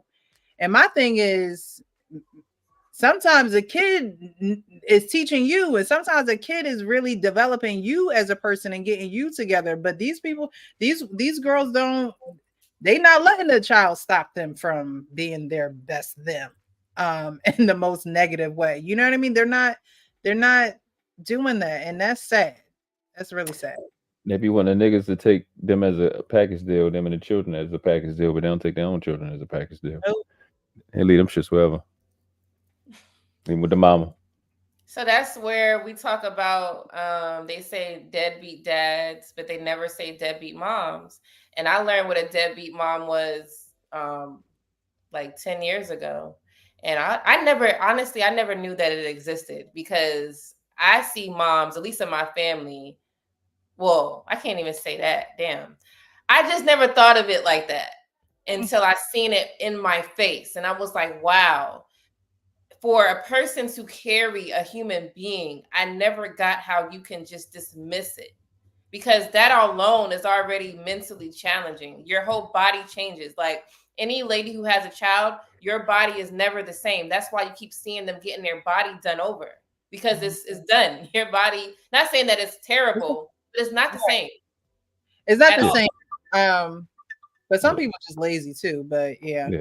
But even if you worked out, it's not the same. You're right. I don't know how to explain. So that alone, you look at your body, you're like, yeah, I had kids, right? Not in the worst situation, but you're reminded every day. So for you to be a deadbeat mom is weird. Now, for men who are deadbeat dads, world class, if you could answer this question: men who drop their seed and they know they did that, and the child is born, why are some, I don't want to say this is a majority, I think it's just some, why are some men not wanting to take responsibility for those kids? Do you know? It's a number of reasons. I'll try to ask these niggas these questions, but it be irritating me. When they have a term for it in the manosphere, it's called son husbands. You have these males where their mama did every damn thing for them, and they don't know how to be men, because, and this is the thing that, not just in this situation, women need to stop doing, period. But it's a feelings thing, and I don't fucking like feelings, but that's y'all do this shit. Their mothers be wanting this, they want to feel needed. So they debilitate these little boys that are 30 and 40 and 50 years old in some instances, and some 60, been in jail, out of jail. They'll drop the seed, have the child, and they have been taken care of by this woman who's now a great grandmother or grandmother their whole fucking life, and he don't know how to do shit. And stuff like that don't come up when we say these women can't raise men. You need to speak specific to it, because your need to be needed is going to debilitate this boy, and so he'll never become a man. And if it's a feeling, if it's an innate feeling to need to be needed as a woman, okay, cool. But he needs to get the fuck away from you, because he gets out here with us and he see how hard life really is, and he goes, shit, I ain't going through that. And he gravitates and runs to mom that's going to fucking pay for everything and fix all his stupid ass mistakes. So that's an instance that's clear on why them niggas will have a child. You know, it's a person that look like you walking around the earth, but your bitch ass won't be over there. My generation, the 80s babies, we don't respect niggas like that. You can't hang around me, have a child, and then nigga, I smack the shit out you, like on some real shit. I'm not even joking at this point. Like, you're not gonna be around me. Like, get the fuck away from me, like on some real shit. It's disrespectful. So that's the reason. I think other reasons I've heard is that it'll be something between the girlfriend, which is a stupid reason, but this is the reason they say it. If if a nigga can't have the chick that like he want, then he just not gonna be there for the child, as if it's gonna hurt her, to make her hurt. Right. Or and a third reason, which I'm kind of fringe on, I can see it, but I wouldn't do it, is if the guy is alienated in some way, or she's using the baby to control him, or the baby has been corrupted, and then he just know that he just give up. I can understand that, but I wouldn't take that route of just not being there. So those are three reasons I know for sure to answer your question. I just think it's stupid, but interesting, because some of these ladies are single moms because of those three, not the last one, but the two that you mentioned. They're single mothers because of those two. And now it's like, okay, well, what do you do? And now these women, they go insane. And we can always say you should have picked better. Yeah, it's too late. The child is here. So now what? But I just think people don't like to ask for help. Like it's sad. Even like the postpartum depression. I say it's a choice because you could have asked for help. There is nobody on this earth that can't get help if you are a mother. You know how much support you get from strangers? You can ask the hospital, even having children, at the hospital, you can let them know. They even ask you, they make us fill out a questionnaire. Yeah. Have I've you seen it. feel right? So you could say, yes, I feel like I want to. Like they have so many sources and people to help you. Even if you had to live in a space where you don't want to, you're living with a whole bunch of other moms and you guys are supporting each other, but there's always food. The roof over your head is paid for. Even if you had to go to that circumstance, do it. But don't just sit here and be like, yeah, sad I'm to depressed. say, You're depressed because you're supposed to be depressed. Get your ass up and ask for help. a lot of people, as easy as that sounds, it sounds so easy. A lot of people don't like to ask for help. No matter if you're in a situation like that, no matter if it's, bind that you in, a lot of people do not like to ask for help. And I think that is a trauma response. Not being able to ask for help is a trauma response. You don't want to feel like you're being a burden to somebody else, or you don't want to look inferior. You don't want to look like you don't have it all together. And I think that if more people asked for help, then we probably would be a little bit more together as a people. But because people don't want to ask for help on any level, all levels, no matter what it is, it ain't just got to be about kids. It could be about, relationship, education, finances, no matter what it is about. Most people will not ask for help. You spot on with that. Do it. Because there's no legitimate reason for you not to ask for help when you need help. Right. So it's definitely a trauma response, because what reason would you have other than you have some negative association or some uncomfortable association to, well, if I say this, then everybody gonna know, and then they gonna say it, and I guess I ain't gonna be able to say I did it on my own on the gram or on TikTok or some shit. But because that's what they tell us, that's what they used to tell me all the time. And I was like, ask for help. You can ask somebody for help. You can ask for help. I'm like, yeah, because I'm like that too. I don't really like to ask for help. I really like it, and it's not because I don't want help. I just like to do shit on my own. But we're talking about like another person. So you asking someone for help to help you versus you're asking someone for help to help somebody else is different. Okay. I look at it as different because you're responsible for yourself, right? But when you have another person and you don't have everybody's different, but to me, you have to make sure you're responsible for that person too. Because you're going to hurt and they're going to hurt. That's what I'm saying. You're not an advocate for themselves. So there's no way you can extend something to an extension of yours if you can't be an advocate for yourself. It's just not going to work. A lot of people, when you don't have that reassurance, like I said before, and it wasn't this live. I think maybe yesterday, Monday, Tuesday. I don't know. I've been live every day this week so far, I feel like. But children spell love time, right? Time. Yeah. And when children don't feel as though you spend the time with them, they're not going to come to you for help. They're not going to ask you for help. And you have a lot of parents that are like, oh, why you gonna talk to your friends? Why don't you come and ask us? Why your friends? Why you always tell your friends everything, but you don't want to tell us? Why you tell so-and-so this, but you don't want to tell us? And it's like, because they've actually invested in me. What have you invested? Yeah. Just because you had me don't mean that was an investment. You got to continue to produce on or reproduce on the investment. So I think that, and it's not just children, anyone that invests in someone else, you should be able to ask them for help. Yeah, you should be able to ask them for help. Period. We do this content creation.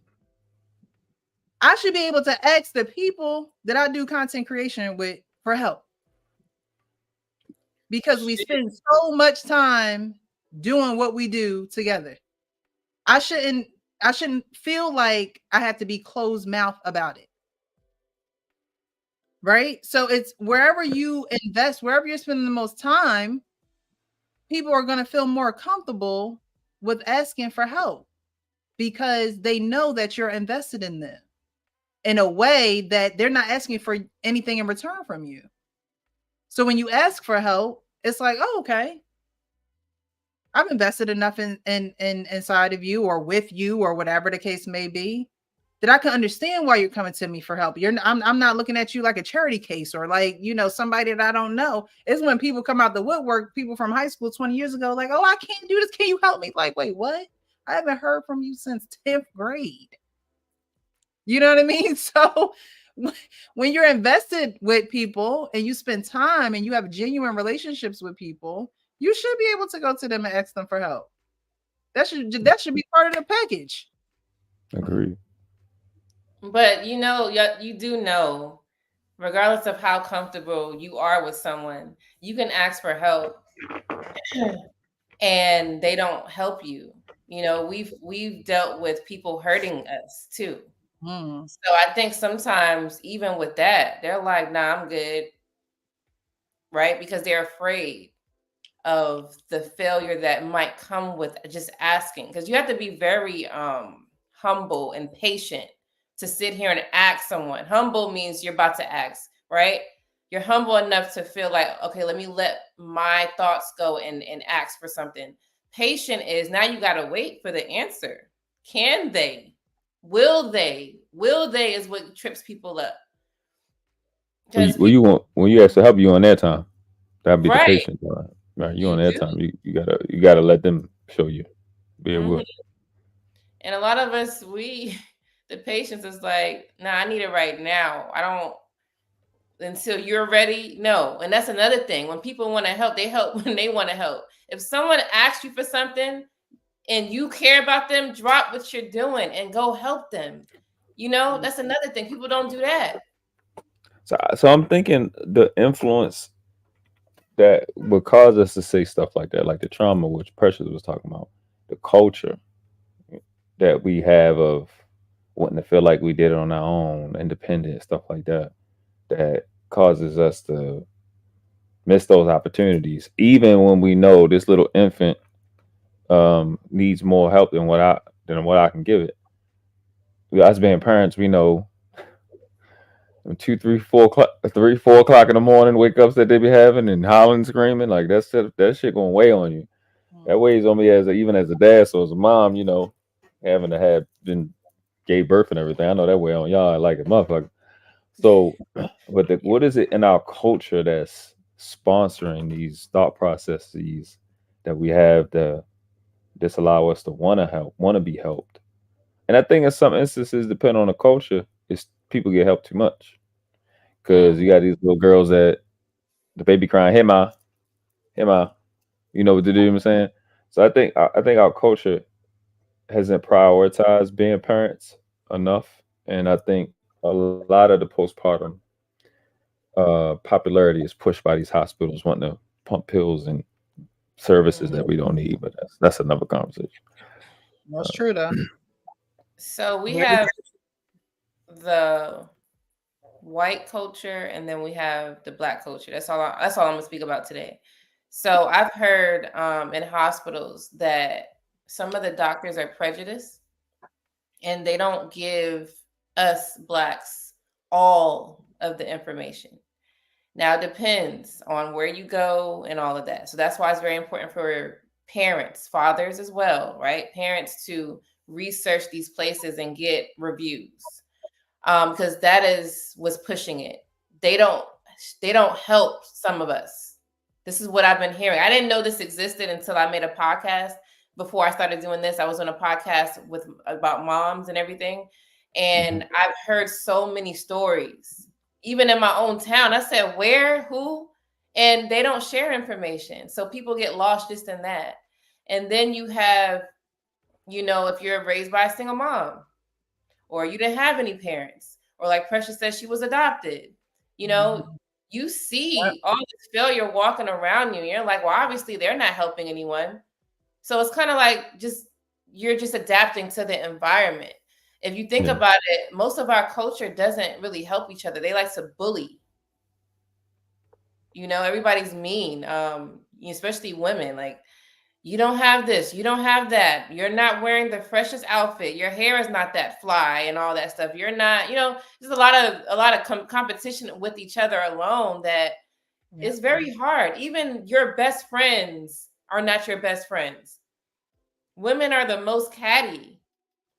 So if they don't have like a good auntie or grandma, they're out there struggling because their friends were their friends and now they're not their friends anymore. And it repeats itself. I don't know about men, but I can just speak about women itself. We don't have a support system. It is very hard to find a consistent friend.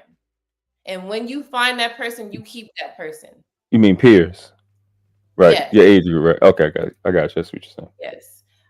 For me, I have friends of all age groups. I do not discriminate on age. As long as me and you can get along and I know that you are a good-hearted person, we good. You could be damn 60. I don't care. Because guess what's not out there? In my circle, a lot of these people are fake and phony. Yeah, y'all. Problem. Yeah, women's culture is weird. It's stressful. It's weird, dog eat dog. It's a lot, man. I don't, you know what I'm saying? It's a lot. It'd be, why you over there talking to that bitch and that bitch and that? I'm like, why okay, I never believed that there was ever a sisterhood. I played women's basketball. I've never believed that there was a sisterhood. Because one minute a woman can be smiling in your face and then the next minute they talking about you behind your back. I just don't believe in a sisterhood. I believe that everyone needs to mind themselves. Mind your business, mind what you got going on in your home. Stay out of Sally house, stay out of, like, you know what I mean? I think we're just too nosy for our own good sometimes, and it just doesn't do us any good. But I think it needs to be two female friends. That's it, and that's all. Right. But honestly, as much as that sounds right, because I've been in many situations where I'm good on all of that, right? But to answer your question, World Class, it needs to be the opposite. The way how this can change is if we did have a sisterhood. When I started my mom podcast, I realized how much help we need. A lot of us don't know how to research, right? We just go by what my grandma said, my auntie said, and then they just go off of like old things. Guess what we're in? 2024. Some things you cannot transfer like that. You got to go out here and go look and help yourself. So we need sisterhood. We need women we could call and be like, hey, I need help in this situation. And they are ready to drop what they're doing because it's severe. People are, hurting themselves. So we don't have nobody to call because everybody's against each other. It needs to be, we do have people to call. I should have 20 women in my phone, and each of them have different ways they can help. And let's say for me, I'm one of the women that are the 20 contacts. They can call me too. We don't have that. And because we don't have that, some of y'all men, y'all not going to be able to help with these things. But you guys are trying. Y'all like, hey, y'all need to do this. Y'all need to be more like that. But guess what women not doing? They not listening to y'all. Okay, but it needs to be us that's saying it. Why the fuck I got to go to my husband to ask him about some feminine shit? Isn't that weird? I promise you, I'm going to be real transparent. I learned how to be real feminine from him. Some of the stuff, because I didn't have, like, you see feminine as in how you dress. You look girly. But I learned that it wasn't about the looks. It was about what comes out your mouth. How you respect somebody, right? I didn't learn that until I got with my husband. Why the fuck am I learning that from him? I should have learned that from women I see every day, right? But it's not like that. We don't have no one to lean on because everybody's against each other. Yes, that's the culture. And my problem is because a lot of people are against each other, I don't trust y'all. Right. Women, I don't. like, Because I've been burned by the nicest people. Like, you wouldn't even know that this would happen to you, and it happened to you. So I don't know who to trust. You know what I'm saying? I have people in my corner. I'm just saying I learned as I got older. I don't trust women. I don't. And it's sad. Listen, I've been having these. What you're saying right now has been behind a lot of the different things I've said. I've said on these different lives, a lot of these young women in my life has told me that their mom has sold their vagina. I was going to say, but they've sold, like I've said that plenty of times, right? But what you said is what they say most common. I don't trust females because when and this is the craziest part, right? Of what you said, it's like it's the most important and it will change your life. You said research. All this self-love stuff that they talk about, the word research don't ever come up. Why are you never worth the research? Why are you worth going spending $600 on somebody else's research, putting somebody else's name in your ass, but you don't want to spend $10, $20? There's services you can buy that will send you emails of new information. Be worth the fucking research to go buy the books, to go to get with a think tank, to get with a group just to change the way you think. So, like, to the point where if y'all did have a sisterhood, we immediately would have an intel industry. Yes. See, the difference between the intel industry versus an educational industry is that the intel industry qualifies information already. As if, like, I'm vegan, I eat organic. When I go and look at the box, it'll say non-GMO, vegan, etc. It'll already be qualified for me. That's what we missing in our community. We don't have that qualification. Who trades information the most amongst our people? Y'all. Girl so and so did this. Girl so and so did that. This, that, the third, the fourth, and the fifth. The new law that passed, where you can do this, that, the third, the fourth in your trust and put your LLC in your trust. Girl, they got this. They didn't change the fee to that. I need that information. I don't need to know what your homegirl, who your homegirl fucking. If she gonna come and fuck us, all right. Well, don't tell me about the bitch at work. I don't care about none of that. Leave me alone. I don't need her. You know what I'm saying? Like, I don't need to know that or who's walking through this. No, what you say? You said, "Is she walking through this door?" But you're right. And I think that that does happen, but it doesn't happen on a wide scale. There are pockets of people who, you know, that share their information, they putting people on. But you know, you got to be a part of those groups. I think that a lot of things, especially for women, it truly starts at home. It starts at home. Like if you're not seeing your mom being feminine, if you're not seeing your mom really curating atmosphere of peace, if you're not really seeing those things, then you know you're not going to know how to do those things. You're not going to know what it looks like. You're not even going to know what that feels like. You're not going to know what peace feels like. You're not going to know what it feels like to come home and your pajamas laying out and your towel, like you're not gonna know what these things feel like. You're not gonna know what it is to see, you know, your dad be like, "Oh, nah, we're not gonna do that. I know that's what you want to do this week, but we're not gonna do that." And your mom really be like, "Oh, I wanna, but I'm gonna just chill because I know he right." Like you have to actually see those things in real time, and when you don't, you feel like everybody is out to get you.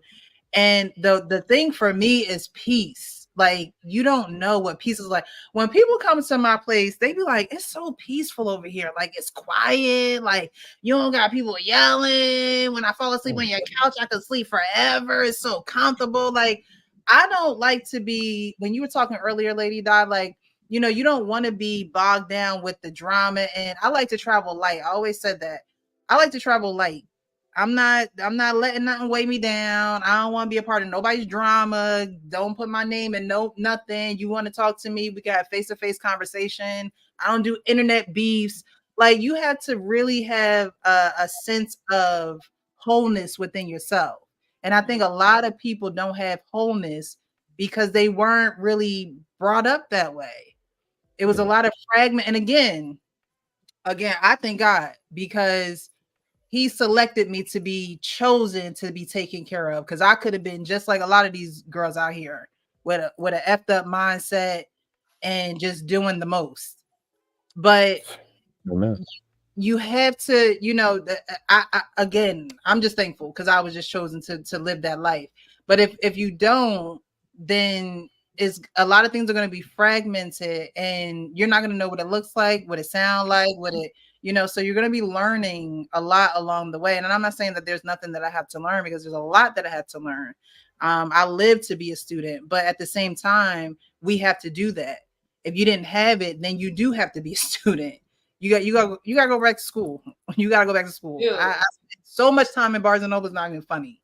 I have so many books everywhere. Well, I was also an English major, but that's just what I like to do. Like, you know what I mean? So you got to study to show yourself approved. You have to seek after that knowledge. You have to be your own advocate. Because although I have parents who raised me and things like that, I'm still not like them. They adopted me, but I'm not like my parents. And sometimes that is a communication barrier between us. So I have to find ways to be okay, and not be okay, but be able to get through the times where there's misunderstanding. And I think a lot of women feel like they are misunderstood, but instead of being able to communicate that in a peaceful way, it comes out crazy. It comes out like, I hate you, I'm against you, I don't want you, leave me alone. And we need to find ways to communicate when even we not feeling it, or we're not able to get it out, or we're not able to truly communicate what it is we're feeling, what we're going through, and what we want, what we would want the other person to understand. The biggest issue is that what you said all was correct. I wanted to add that the biggest issue is that, don't you see women, when I say competing, they're competing appearance. Yeah. And that's all they care about. Like, not everything. substance. Yeah. And once that's fixed, then we should be good. We all should be able to trust each other. There's going to be some ones that's out there flying that, you got to kick to the curb. But majority of women, it should be, once they stop competing with each other, then we should be fine. And that, I don't know if it's going to be unlocked or not. But I think this is just going to be a battle that we're just going to be sitting in for some more years. And you better find the ones who's close to you and keep it moving. Because if you're going to try to rely on people, it's hard. But just be mindful. Moral to the story to me is just be mindful. We could want a lot of things, but it seems like we're not going to get it. And we can't just let that ruin our life and say, oh, well, F these men, F these women. And, no, they're out there. Look, They sit right here on this camera. Look, just right here. They're out here. You just got to go find it. Don't give up. Don't say, I could say I don't trust women, but I have friends that are women. I have friends that I'm not going to say I don't mess with them. No, I just don't trust a lot of them. And I keep my distance, and it is what it is, but I make new friends. Some people don't want to make new friends, and I can get that. But, don't give up. They're out there. Real quick, I'm sorry. They got super chat. Thank you to King Smith. He messing with you today. Hey, I can't wait to watch it back, because I must have been saying it crazy for him to super chat every single time. Tell him why, Precious. For y'all that don't know, that is actually my co-host on Monday nights on my panel. I have a men's panel on Monday nights at 9 p.m. Eastern, and King Smith is my co-host. So shout out to you for showing some love tonight, King Smith. Yes, thank you. L Turner, what's up? Sean Bolden, what's up? Sorry, I'm a little late. Thank you all for being here. So yeah, that topic with the lady leaving her child hit home for a lot of us. Like, we're like, what the hell is going on? We ain't even get into the main topic. And we're gonna do that real quick.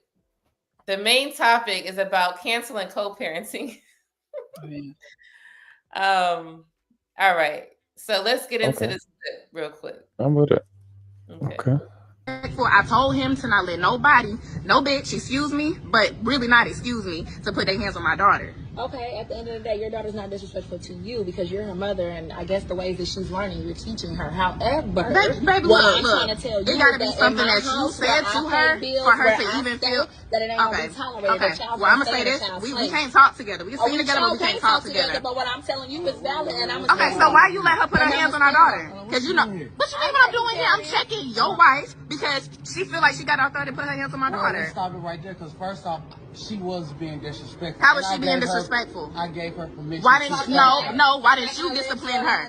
I'm not talking to you right So real quick, I just wanted to acknowledge this dad. I'm so glad he showed up. now. Why didn't you discipline her? Because you the damn daddy. Because I wasn't here. Okay, well, next time, call me or something. Because I don't condone that. You need to speak to me. I'm the one that birthed her because this is my daughter. He is. But look, if he's not here to discipline her, then you need to wait. Because you just could have called me about this. You don't answer the phone. You don't answer the phone. And this is what I have to do to get through to y'all. If I got to pull up and act the fool to get through to y'all because y'all want to touch my child, this is what I'm going to do. It's my child too. Okay, but if you aren't there in the vicinity. How you gonna come in my house and try to act the fool? What you mean act the fool? You weren't here. So if you were not here, then how you going to punish her? How you going to do that? So that's not her right to do that.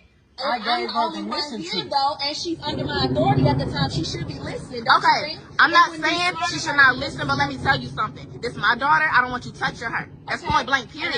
And if she comes back to me, coming over here because if she's gonna be disrespectful and cross the line. Okay, well, why you not being a daddy and checking her then and making sure that she's respecting her? Because you just told me that you weren't here when it happened. So if you're not here when it happened, and tell you that daddy whooped me, because I do. If she's disrespectful in my house, she's gonna get told punished. me that daddy's new girlfriend touched me. So she just disrespected her talking about girlfriend. He just said that's his wife, stepmom. That's what petty. Ain't nothing new about this. Let me okay, look. Please handle this. So I swear to God, you know how I get. And I'm already up here. It don't matter. It's my daughter, though. It's my daughter. And I ain't even really got to talk to you. We can definitely go there. Because I'm with that time too. What? Listen to what? Under my roof, she's going to get punished if she's being disrespectful. I'm not. Okay, look. I'm not saying she can't be punished, but she does not have to put her hands on my daughter. Call me and I will handle it. Or either teach her to be more respectful. Because she don't do that with me. So that says something. So that says something. Obviously you. Okay, but if she's disrespecting y'all, then what sense does that make? 24/7. What is you talking about? Exactly, and she doesn't disrespect me. She disrespects y'all. So that says something about y'all's parenting. Baby, look, I'm gonna tell you something. I'm not trying to come here with that shit. I'm really not. But you need to calm all that down. This ain't your child, though.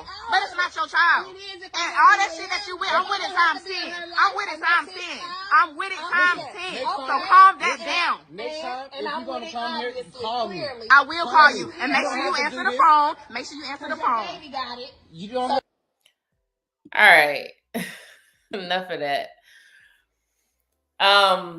There's a lot going on, but the main thing I noticed is that, well, this is a question, and anybody in the chat too.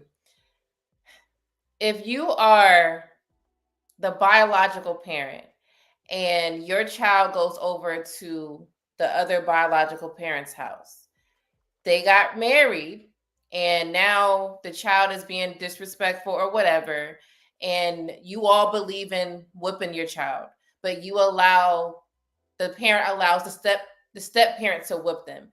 Would you be okay with that? Like the step parent using a belt on the child, and especially it seems like that situation is new. It's not like she's been a step parent for years. She just became one, right? And this is happening. Would you allow, or would you be okay with that? That's a real question, because this is what's happening. We will have to call a meeting. You see how they kept saying, well, call me before you come, or you could call me, and no, we all need to sit down together. Yeah. We all need to look each other in the eyes at the table. We all need to be on one accord, because I don't need to be calling you but then she's not on the phone, and my words could get miscrewed because you and your feelings, vice versa, whatever the situation is. No, we need to sit down and have a conversation. We may need to even put some things in writing if it has to go that far, because people need to be held accountable to something. And so if you're not, that's why they have mediators, right? That's why they have mediation court, so people can actually have these conversations while everyone is in the room.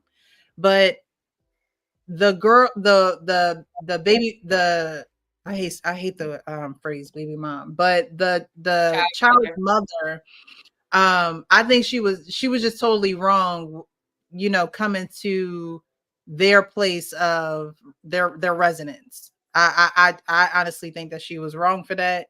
She should have said, you know what, our daughter said X, Y, and Z. We need to have a meeting as soon as possible. When is your next available opening? When are you guys free? We have to talk about this. Because going over there and having a yelling match in the doorway where all the temperatures are flaring, no, let's plan it. So y'all got time to, get your emotions under control. I have time to get my emotions under control. Write some notes. I don't know. Put some pinpoints on a paper. But you have to, at this point, we're a village now. You brung someone else into the village, and now she is asking to be someone who is disciplining our child who's in the village, who's the village wouldn't be here if it wasn't for the child. So I think that you truly have to come, they have a meeting of the minds, you have to come together with everyone. And this shouldn't be a conversation that you have after the beating or the whooping or the spanking takes place. I think it's something that needs to, married couples talk about this before they get married. How we going to discipline the kids? And they coming together as one. So I think that it should be a conversation. And if it does happen, then although the mother, feels every bit of emotion in her body and want to go over there and go up top on the wife, you have to show your child that somebody here has some sense. And although, mom may not always like what happens in this village, I know she's going to act with some decency and order. I know she's not going to be the one trying to go to dad's house and curse his wife out because of such and such. Because while kids learn, how they spell love time, they also learn by example. So she talk about that kid being disrespectful. I can see the behavior continuing if somebody doesn't take a different direction in how they deal with what's going on. So yeah, I wouldn't be okay with it, but at the same time, and instantly I probably would want to go over there and knock somebody block off. But at the end of the day, that's going to end me in jail, my child taken away. Like, you know what I mean? You just have to think about the future, because it's not about you anymore. It's just so much wrong with that video. It's just so much going on. Everything was wrong. Everybody was wrong. I think to be clear, I am anti beatings and spankings. I got a 7-year-old.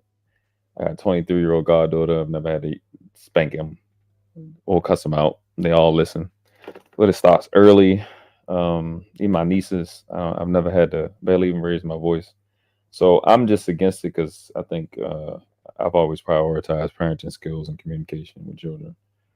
So I'm always going to be against it.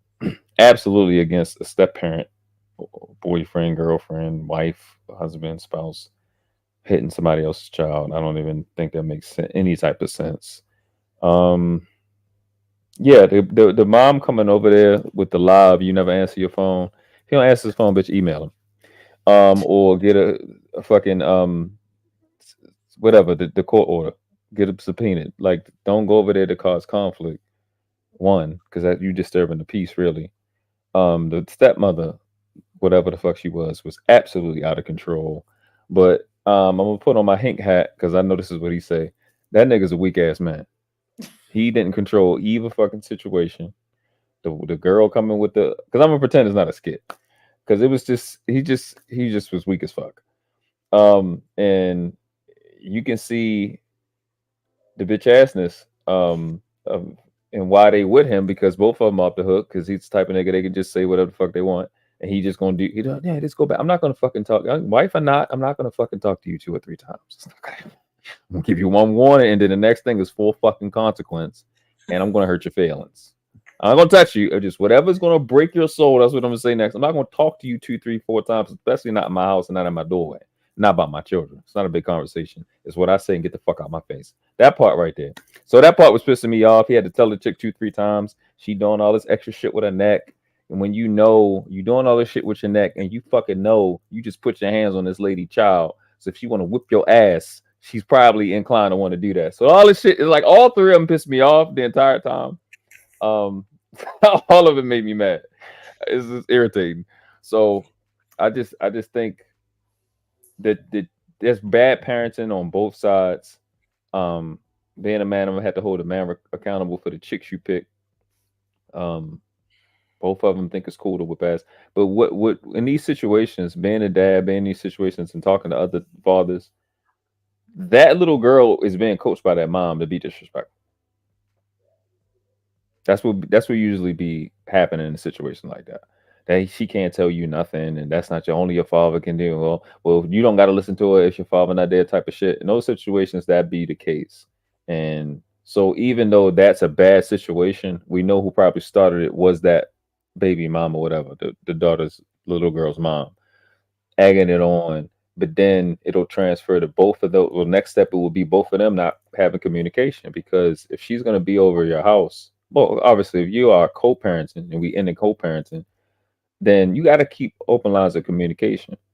You know what I'm saying? Me and my son mother don't get along, but there is no anything. If he sneezes, yeah, this I'm texting her. It's not a lot of communication because we big on health, but I'm gonna let her know what the fuck is going on with her child. You know what I'm saying? It's her child. She needs to know. So if that communication has to be open, it ain't no I called you, you didn't answer. Her child is over here, answer the phone. When my child is with you or our child is over there, answer the phone. There's no excuse for that. So whether she's lying or not, that communication got to be open. And like what Precious was saying earlier, in mediation, in those court orders, if you have one, that's specified on who can discipline, who can't discipline, and on what things are supposed to be done. If it's that y'all going off a private agreement, hey, it can't be loosey goosey. All right, we don't got a court order. We just gonna wing it. No, it got to be definitive. So the parents are responsible for the stepmother and all her antics and whatever she got going on.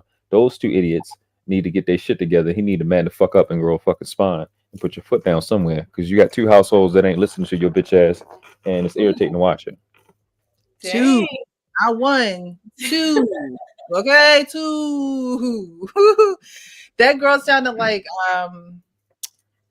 she sounded like one of the girls off of Flavor Flav when Flavor Flav had his show.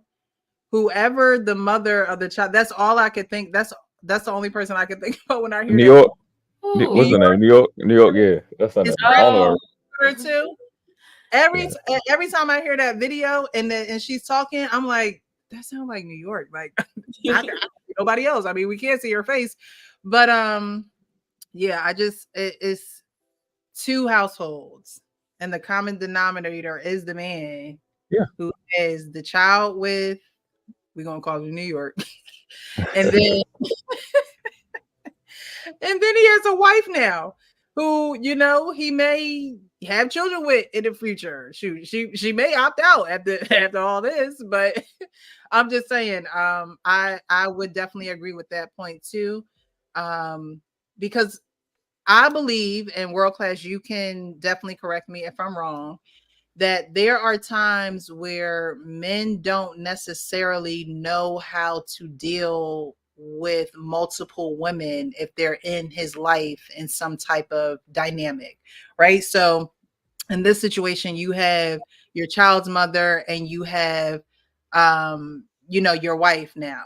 But it may be situations where men have, really close lady friends, and not to say that they're doing anything or they're sexual or anything like that, but they may have close friends, and then you have a lady at home and you don't know how to communicate with your close friends, like, hey, and the close friends should have enough respect and wherewithal to know that you're in a relationship. But some people, they just don't be adhering to what is going on in reality. But the man don't know how to deal with both situations or communicate or solve, or is that common, or is that just like you were saying earlier, how some men aren't really taught Bitch how to asses. do it? And Bitch they ass. raised by women, and so the woman's need to feel needed got the man in a certain situation where it's just like, all right, well, I'm gonna cater to both of y'all. I'm gonna do what you want, and I'm gonna do what you want. And Yes, so, that's it. You just said it just now. And I think again, it goes to what we was talking about before about the women's culture. Like we be hearing, after y'all that we done had sex, and you laying down and telling my, oh yeah, well Tracy don't do this and she be doing that. Like we know it's a lot of it's beef. It's like a word said too much this way, if she pop her neck too much this way, you gonna snap. So guys be kind of, if you like you said, if he likes both of you or he's still trying to keep it cool with both of you, he don't want y'all to fight, and you kind of don't want to get into the fight between the middle of two women. And I think guys just don't just. I mean, again, like I said, you don't have. I don't give people this much room in my life. I don't fucking understand it. You're gonna do the fuck I'm telling you to do. You're gonna get the fuck out. I don't. You got 2 or 3 seconds to make that decision. Make the fucking decision. Get out my face. So if you are new or old, who the fuck do you think you like? I'm not having it. It's not gonna happen. I don't give a fuck how you feel about it. You're not getting all this leeway to be disrespectful in my presence. I don't do disrespect. Where I come from, you get hurt with disrespect. I'm not disrespecting you. I'll walk off. I'll leave, or whatever. And you're not disrespecting me. You're not disrespecting my child's mom. You're not disrespecting my child's mom. Not disrespecting the girl that I'm with. None of that. I'm not having none of that in my space and in my presence. Because if you was in my life that close, I changed your life. And then a person that's been in my life privately that didn't change your fucking life better than your dad did or your mom did. It went from anybody mentioning your family having cancer. Everybody else can plan a funeral. You can plan dinner. So I changed your life. So I'm not gonna have you being disrespectful to anybody in my life. So that's what men do. I don't know what the fuck that shit was that we just watched. So I'm not I just don't tolerate it. I'm just not having it. You can say whatever sassy shit to me in private. I don't like that bitch. Okay, cool, you're right. But you're not no real situation. We're not doing that. You gotta stop, because all I would have did, I'd have closed the door, been on the inside or the outside, get your motherfucking ass in that car, or we're gonna have a problem in a real short period of time where you take your ass up and upstairs. I'm not about to do all this dumb shit. But then more than likely, a man like me is not doing no shit like that. She'll just drop the child off and drive off. But a guy who don't have a spine and don't know how to deal with shit like that, when you have two women in the space, you have to have been clear, concise, definitive prior to that moment, or they're not going to respect you. Because it's out of respect. It's like, yeah, our relationship ain't worked, but I'm not about to embarrass this man like that. Most of the women I've dealt with in my life, that's the respect they give me. Because I'm not about to. It ain't work. Cool. Come on it's now. not about feelings towards you. It's not,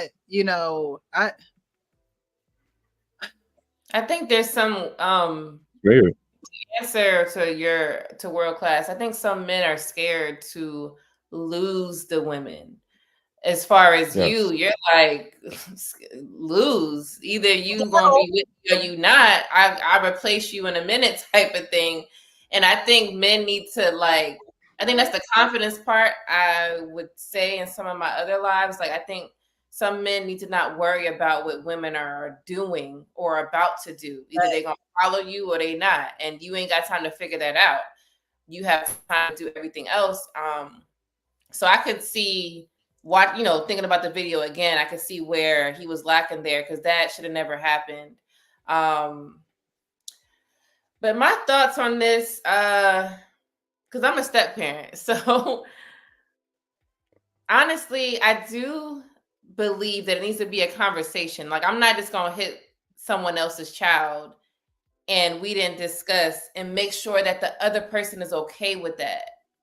Because I have to consider that. Like, if it was me, I don't want nobody hitting my child unless it's the father or me, because I don't trust people. So I see a comment earlier from Sean Bowden.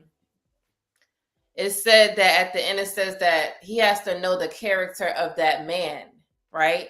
So I believe in that. I gotta know you and what you're about first. Like, what are you about? Because you're not just about to be hitting my kid. Why? Because some of y'all are abusive. You already gonna neglect him or her anyway, because you don't like them, or that's not my child type of thing.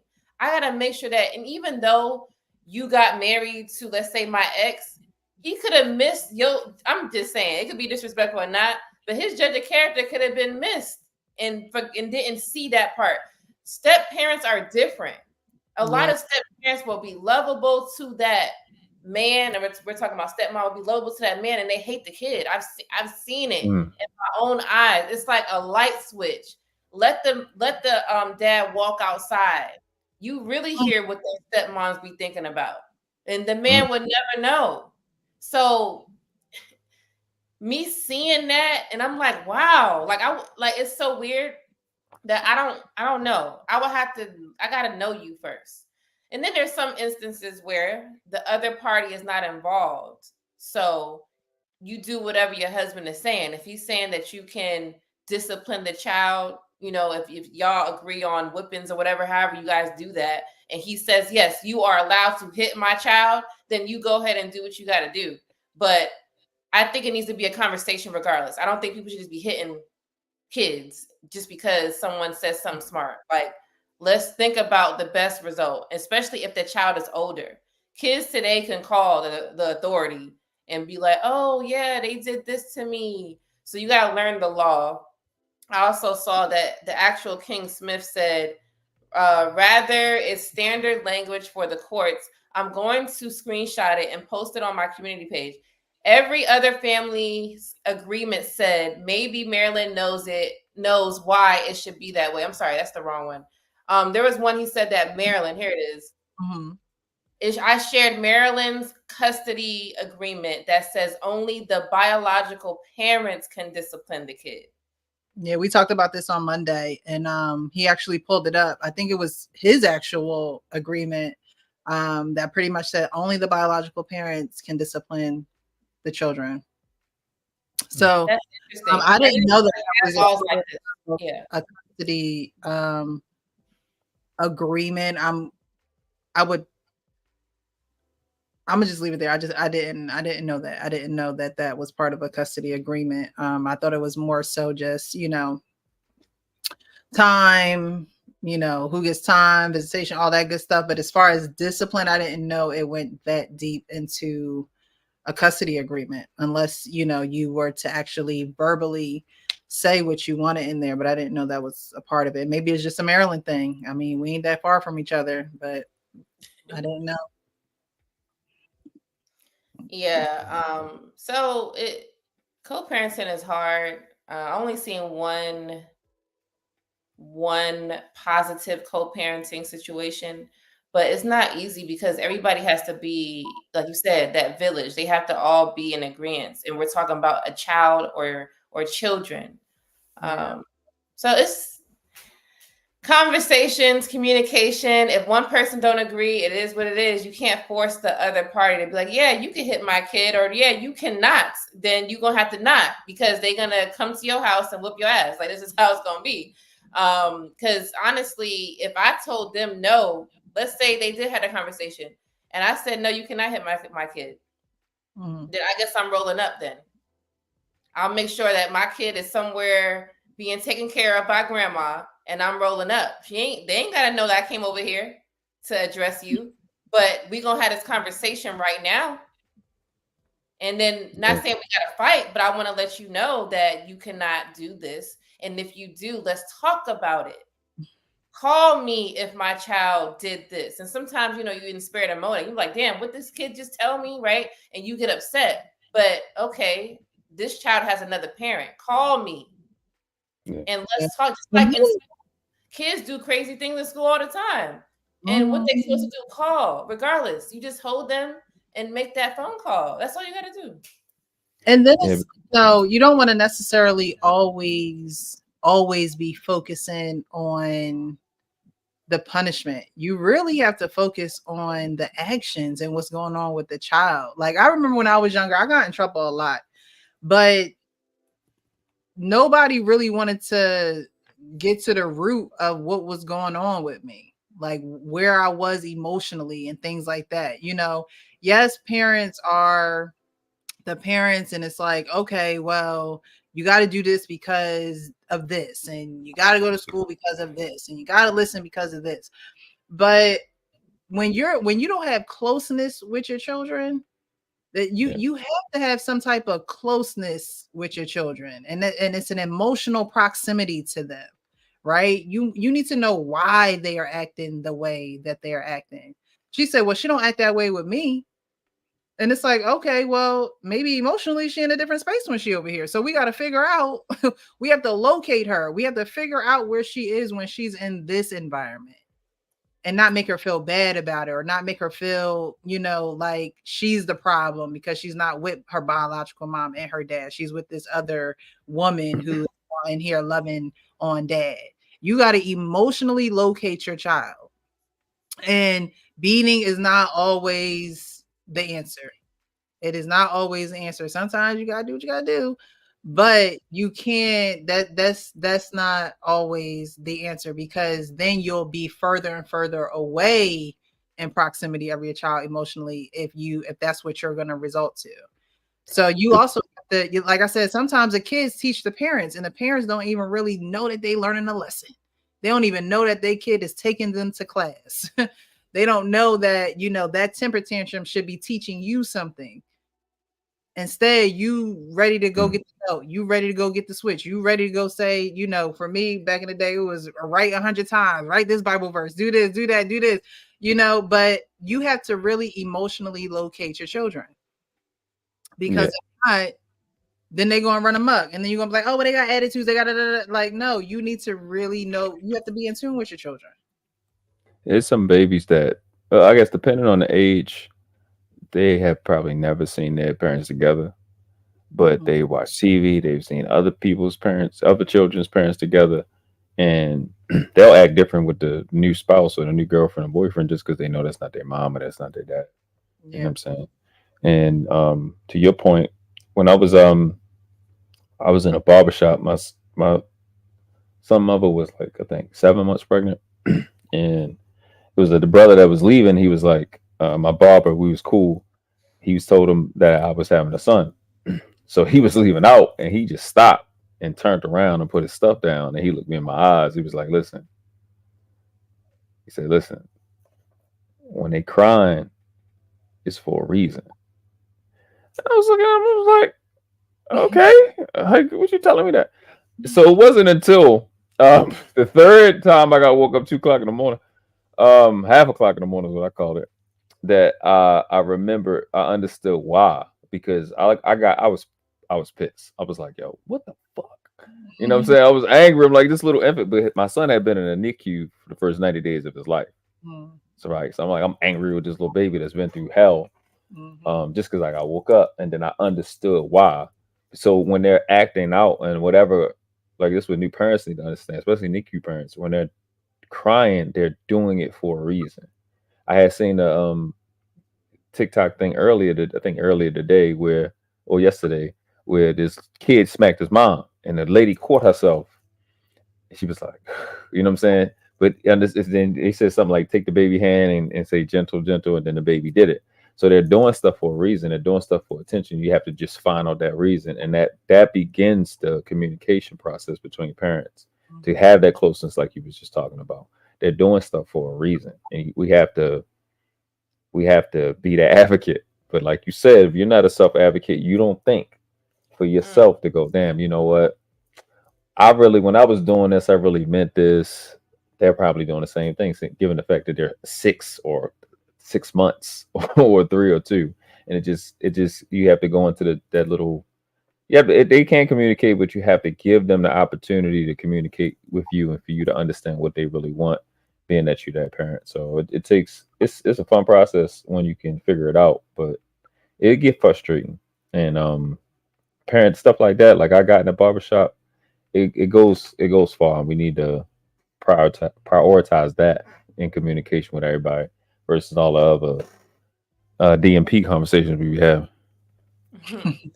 Yeah, we do need to conversate more. Like I learned from other moms, and it was be like simple stuff. I remember there was a time where, before I had my own kids, my stepson, he would go to sleep at like 11 p.m. right? Because I didn't Mm. have to get up early to take him to no daycare because I was watching him, right? And I was like, but I don't have I don't have time with me and my husband. Like I need time with me and him. I can't just let this little kid just run everything.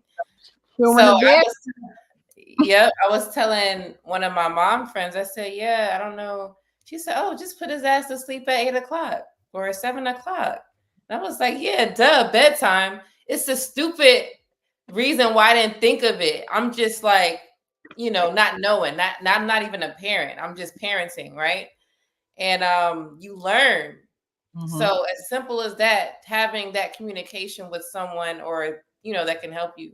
And that's what we were talking about earlier. You just got to talk. Learning from y'all too, you got to understand. Because like I said, I got four. Three are Mm. biological mine and they're young. So I got a 6-year-old, 4-year-old, and a 2-year-old, and they're boys. They're different. Yeah. Sound like It's fun. it's a lot of hype. So I just have to learn. And then I'm like the only child. So it's like two things. I don't know how to be around so many people. It was just me and my parents. So I'm Oh, still wow. learning, like I have to okay, this is normal. It's okay. They could run, they could do this, they could do that. They're boys. Let them be boys. I don't have to control everything. You just learn as you go. But it's just interesting. If they don't run into a corner or like the edge of the table, they live. I don't know. I always I couldn't be a boy mom. Thank you for that. But I would always be like, "You okay? Is everything okay?" Like I would always be like on edge. Yeah, it's Like, hard. It's hard for women. my heart feeling like it's about to drop every 2 seconds if I had boys. Yeah, y'all just I don't know why y'all baby the boys the most. They the tougher ones. The girls they just shoot. You I look know at you them just wrong, they cry. just that you just don't I don't know. I don't know how it would be as a boy mom, but it's Softly. just like you just don't Softly. want to. Yeah, I would Softly. Softly. but I don't know. You just don't want to see your child like in pain, even Absolutely. if they just falling or falling off the monkey bar or whatever. It's just like, all right. And like you said, Lady Di, you have four boys. So I altogether. got 4 boys, and I just said 3 are biologically mine, and they're young. So my oldest is 13. So there's like really no comparison, such a large age gap that they're in 2 different phases. So you got a teenager, That's about to actually hit puberty, and then you got young ass kids, 6, 4, and 2. Like, like it's different. So I got a lot of stuff going on. Buffer between mom and dad. They got big bro. You know what I mean? They got. I think that's actually a good dynamic because it's like, all right, we got mom and dad, but we got big bro. We could like confide in. You know what I mean? Yeah, they used to do that a lot. Yeah, and so not to say it takes the pressure off of you guys, but definitely the oldest child, they're really going to, little boys or little brothers always want to be like they older brother. It's like they following behind them, they on the court, the little ones on the court. Like, I don't know. I think it would be cool to have a little boy, but I don't think more children. I only got one. I only said, wait. You said it would be cool to have another kid. We gotta find you Mr. Right. Well, of course, but I don't know. I don't know. We need to have a show about finding you Mr. Right. That's all I'm saying. I'm just asking. I'm sorry. I just had to ask this. World class, you single? I'm open to it. I'm officially retired. I'm not single. I'm not single. I'm not in a relationship. I'm not celibate, and I'm not dating. I may or may not console here and there. I retired 3 years ago because I was out. You know what I'm saying? I needed a break. I got tired of playing. Oh, But, wow. you know, I understand. I understand. Okay. yeah, retired. Yeah, you just gotta put the jersey up a little bit. Take a couple seasons off. Yeah, get that break, reset. Y'all gonna do like a Kendra G or like what is it? The Pineapple Show? I'm gonna just come up there and hate. Precious, yeah. I didn't really share this thought with her, but I'm doing it now. We need to do that. Ask for forgiveness, then permission. No, I'm just kidding.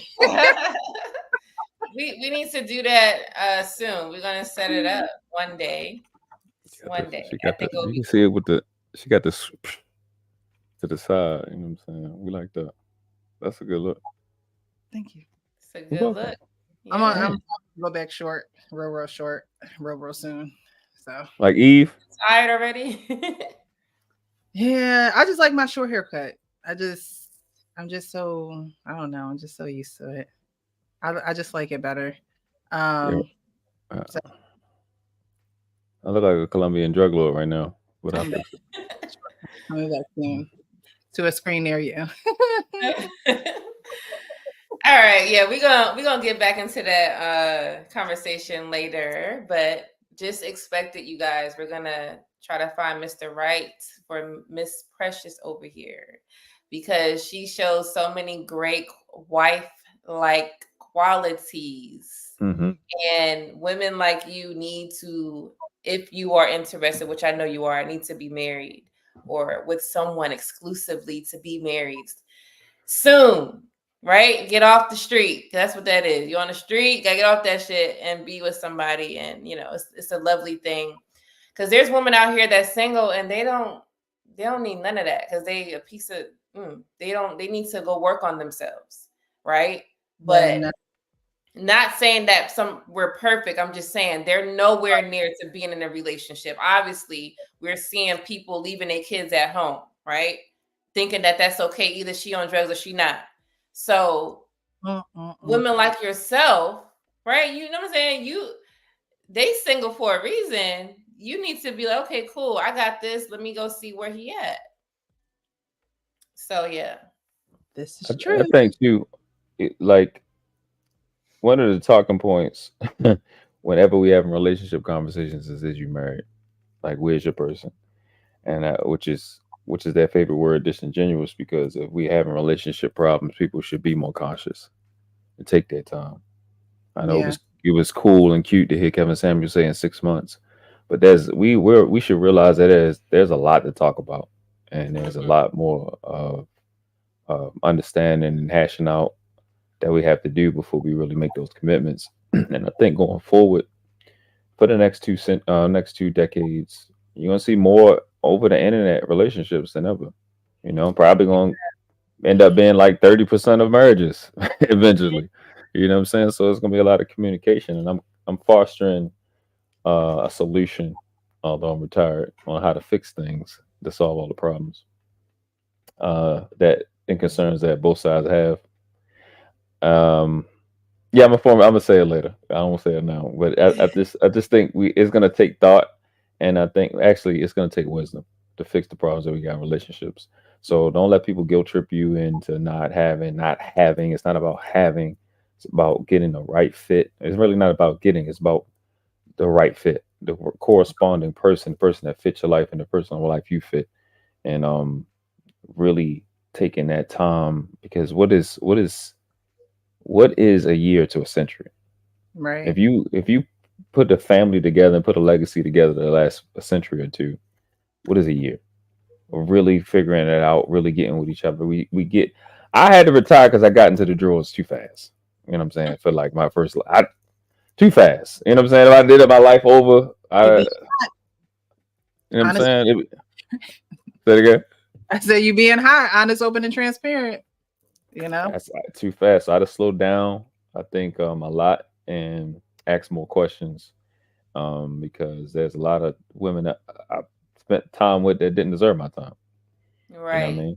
That's And it. that's a big part of it. We do too much of that just to feel like or make the look. Oh yeah, I got this, I got that, and it's not about. You'll get everything but you. You Mhm. get this person, get that job, you got everything in check but you. So don't let people guilt trip you. Anybody, and that's to anybody, not just Precious or myself. You want the right fit, and it's a lot to talk about. And these conversations we have on YouTube can facilitate some of that. If you can pull away a question to ask somebody or concern to ask somebody that help you get closer to a person or help you get closer to that person that fits you, then I think it's a benefit. I Than believe, what yeah, we've seen. you have to find the right fit. I like that you said that. You have to be friends. And at first, I never really agreed to this until it happened for me. And then I see why it's needed. In order to get to know someone and to be honest with them or feel open to be honest with them, you have to be friends. And it Yes. does not have to be a long time. It could just be, you're talking to them over the year and little conversations add up. You start to go, oh, wow. You look at the person's character, all these things. And then, okay, she seems like a decent person or he seems like a decent person. Let's move forward. Let me say I'm interested. Let y'all express that. Now you have those deeper conversations because you want to make sure this person is going to be committed. Yeah. Bump the love. We talking about commitment, long term, because you could love somebody and divorce them. So, but when you are committed to them, that's where you need to see, are they going to stay with you? Because you're not going to do nothing to harm them. People are leaving for the littlest things. Are they going to stick around for it? Those are the type of conversations. Now, you're not just going to ask them that question. Are you going to stick around if I didn't know? It's Right. just conversation and common sense. That's it. You Yeah. set up your questions and you set up scenarios. You could watch a movie. I always say, if you don't know how to ask, watch a movie of some crazy shit and see how you like that. Oh, wow, dang. Oh my gosh, I would do the same thing. And then they be like, yeah, me too. Cut. You understand? You gotta play it because sometimes you're not gonna know because there are people who, just want you for the things that you have. So for men, I always say don't show your money. You could look like you got money or whatever. Don't show it though. I don't care because you don't know if she with you for that dollar or she with you for you. But I Um, don't even think that a woman should go in thinking about money. Like, I want to know who you are. Like, I want to know who the man is. Like, you know what I mean? I'm not. I always say that I'm very simple. Like, the most simplest things with me, like, but as far as the money and women going in for the money, how are you not getting to know a man? Like, how are you bypassing who this human is to just want to use him for his money? because they I just don't want the man. I don't understand that. I don't even have that type of finesse, child. I don't even have Yeah. the finesse for that. So I don't even know how women are doing this and men are falling for it. That's what wife's what's her name? Wife podcast, wife school podcast. That's what she told me. She said they don't want the man, they want the lifestyle. Right, but how do you buy, like, how do you, so that must be really who they are. But my thing is, how are you in a relationship with this man? Like, They're what does not. day to day look like is what it, like, to me, because I can't be in nothing fake. I'm all about real. Like, I've been adopted, and being adopted is almost like marriage. You're just younger. You know what I mean? Like, you got to go to the court. You got to get, your Wow. work done. You're literally just younger. So I feel like I've been through it already, just on a parental level. And I always felt like, my mom couldn't have kids. So it was almost like, they wanted kids and things of that nature. And then boom, here comes me. But when I'm in a relationship with somebody, it's going to have to be real. Like, there's going to have to be some type of realness there. I'm not just there just to be there to fill a deficit for you. You know what I mean? There has to be a connection on both levels. So the women who use the men, what are they? Are they lying every second of the day? Are they? I just don't understand how that's a strategy and a tactic to be with a man, and the man is really not seeing what's going on. I don't know. So I said this on I said this on This Might Be Risky's show, and he made he made 2 lives and a video about it. Basically, you said how men don't know. It just came up that I was saying that men are just slow, dumb, whatever you want to call it. Because how don't you know? How, you don't know this because of what? Because I always say, let's say you're paying that you offered, first of all, some of these men are offering to pay bills. And you notice there's no change in her behavior. Like, she's doing things that's not even girlfriend material, but you continue to do this because you think what? So I think that some men just don't understand women, and they need to learn some of them are not of your best interest and they want you for your money. And there's nothing we could do to change that. Because like you said, I don't understand that either. But I think that they're not just with the man, they're with the money. The man is a non-existent. You're a man, because the only person that's going to provide it is the man. The lady, unless you're a lesbian, you got to go to a man to get these things. So they make sure they find someone that has it, and they just go do that. They're living a lifestyle of not relationship. It's just what I can gain from you. And that is very easy to do if that's your mindset. We don't have that mindset because we're into relationship, communication, talk, do I really care for this person? How can I make this person happy? They're not thinking about that. That's nowhere in their brain. So it's easy for them to do that. They're living a life of manipulation. Yeah, for a lot of people. Damn, I can't even say that. A lot of these things that are walking around on 2 legs, pretending to be people, other people are just flesh kiosks to them, or ATM to them. Just some shit you press, and push buttons, and you get what you want. That's all they are. A girl on she was actually on my Peeve, and she was talking about how she used to, it's not her lifestyle now, but how she used to truly manipulate men. And it's just like, dang, like, do you not have any type of empathy? Like, do you not have any type of anything in your soul for humanity? Like, you know what I mean? You ever hear a booster playing, like a thief? You ever heard them like playing? And you just like, you really try to find a way to steal some shit out of the store with a gun? Like, it's like, we don't. If you're not like them, you can't understand them because you just not them. Like it's like their mind, the way their mind work. They really think that's their identity. That's how they live. And you can't, if you're not them, you're not gonna really understand it. It's just best I got is those type of people do stuff like that, and I give up. It's weird. I just and then on top of that, I just, it's just for men to go along with it or be okay with it, or I don't know. It's just Yeah. Even on that end, it's just if he's taught that that's just how women is, that's just what they do. Nigga, no, the fuck. They'll just keep accepting that bullshit. No, Nick, bitch, fucking hell no. I'm not doing that shit. You ain't gonna keep playing this with me. Shit, hell no. Yeah.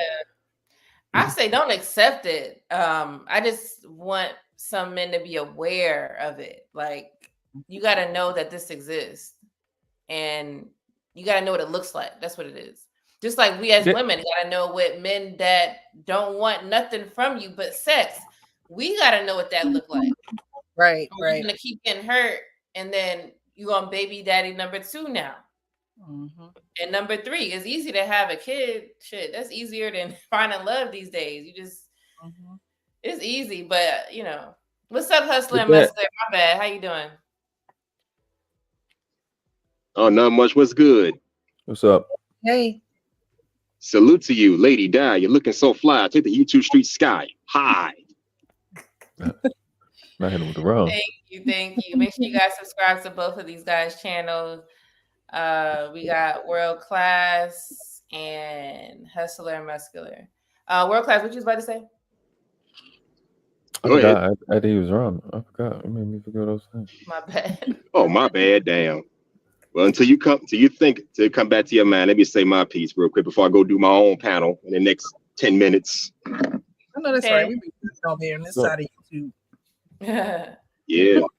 That whole leading with your wallet. Well, I tell any man, please do not lead with your wallet because you're going to get one of two outcomes. One, if she's a good girl, she's going to be like, no, you can't buy my affection. You got to do better than that. You got to step up and show me what kind of man you are. Or two, if she's a 3 or 4 type, she's just going to take you for what you're worth, take all your money, take all your wealth and status and just use it for what you're worth.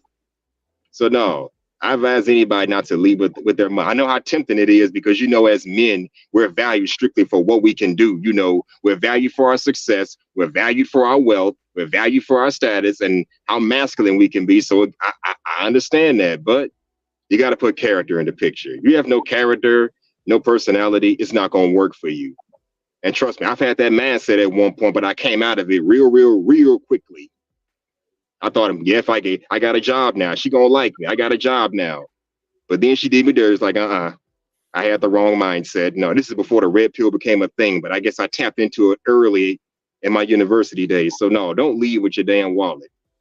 And I think nowadays people get married, get with people out of convenience. Like, yeah, you got a job. Yeah, you got a car. Yeah, you got this. I'm not attracted to you. So just keep doing your manly thing while I go out and get piped down by the men I like.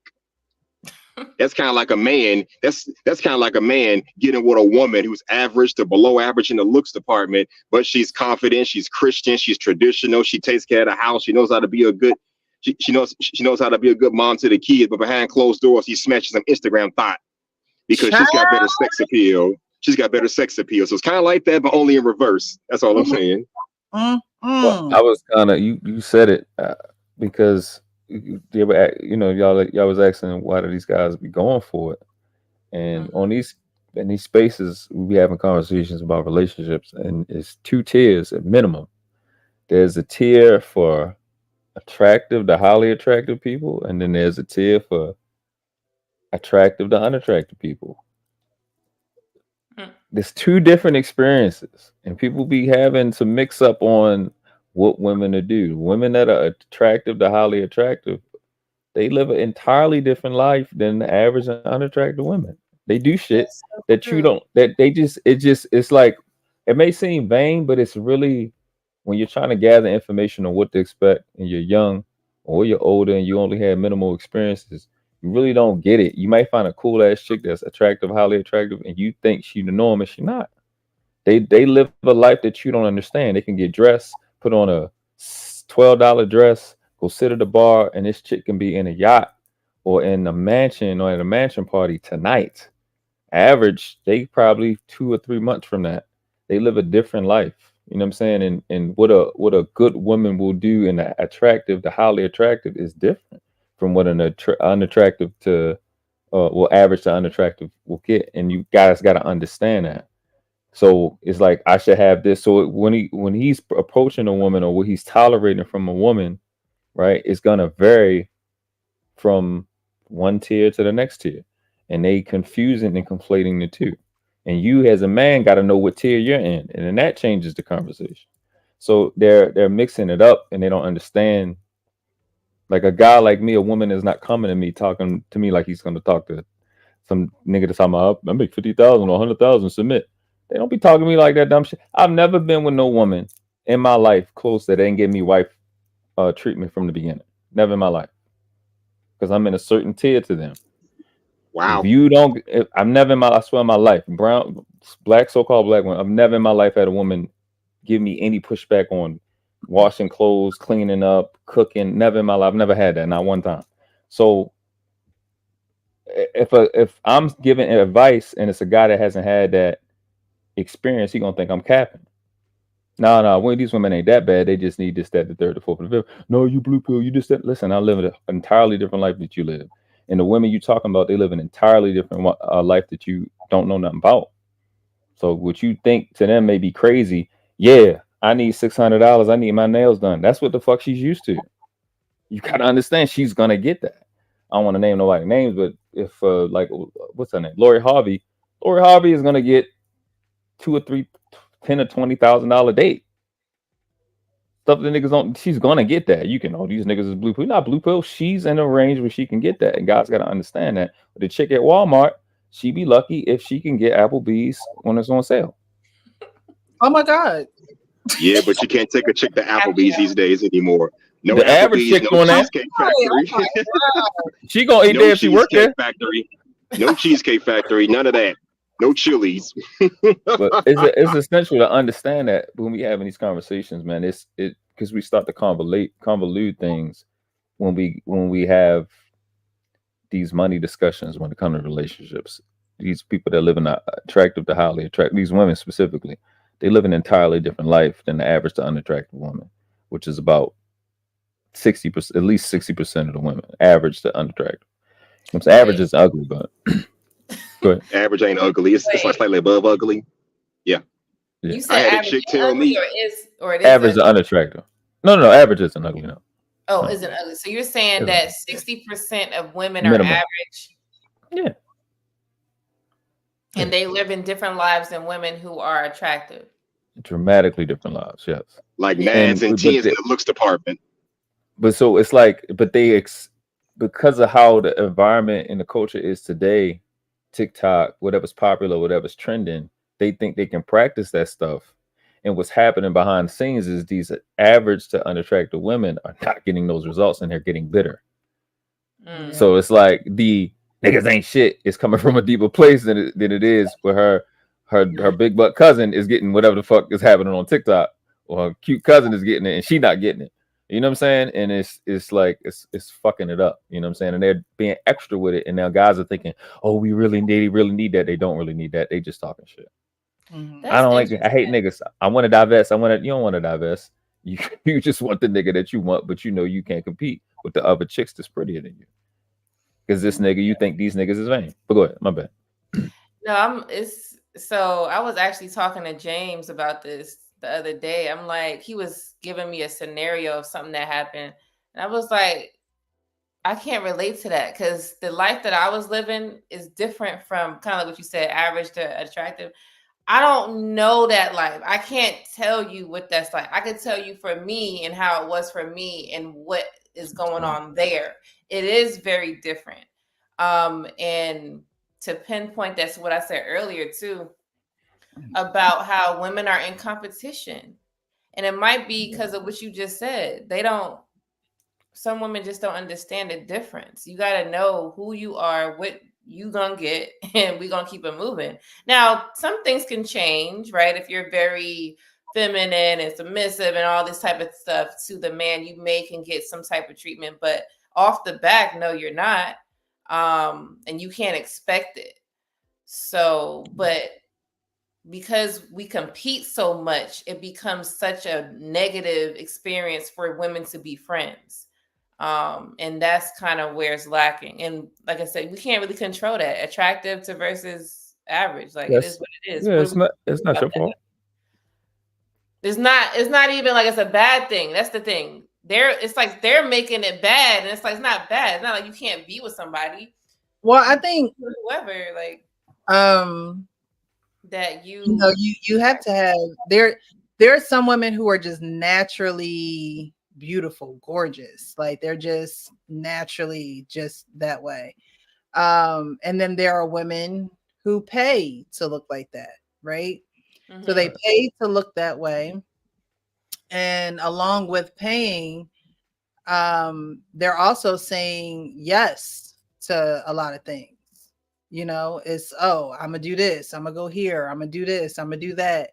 And a lot of women who aren't, necessarily 9s and 10s aren't going to always agree to go everywhere these men want to go or do everything these men want to do. Like, you know what I mean? So while they're getting this lifestyle, there's also a downside to the lifestyle as well. Absolutely. Because everything that shines isn't glitter. And we see what's going on right now in the entertainment industry with all the stuff that happens behind the scenes that we know nothing of, people getting paid, getting these allowances, but yet the horrendous things that they're doing for these men who are giving them these crazy amounts of money and giving them this lifestyle, it doesn't necessarily come with all the glitz and glory that they think that it comes with.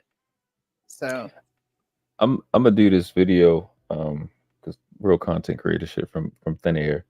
I'm gonna say it on y'all because I like y'all. Y'all dope. You know, we be having features that are more famous than us.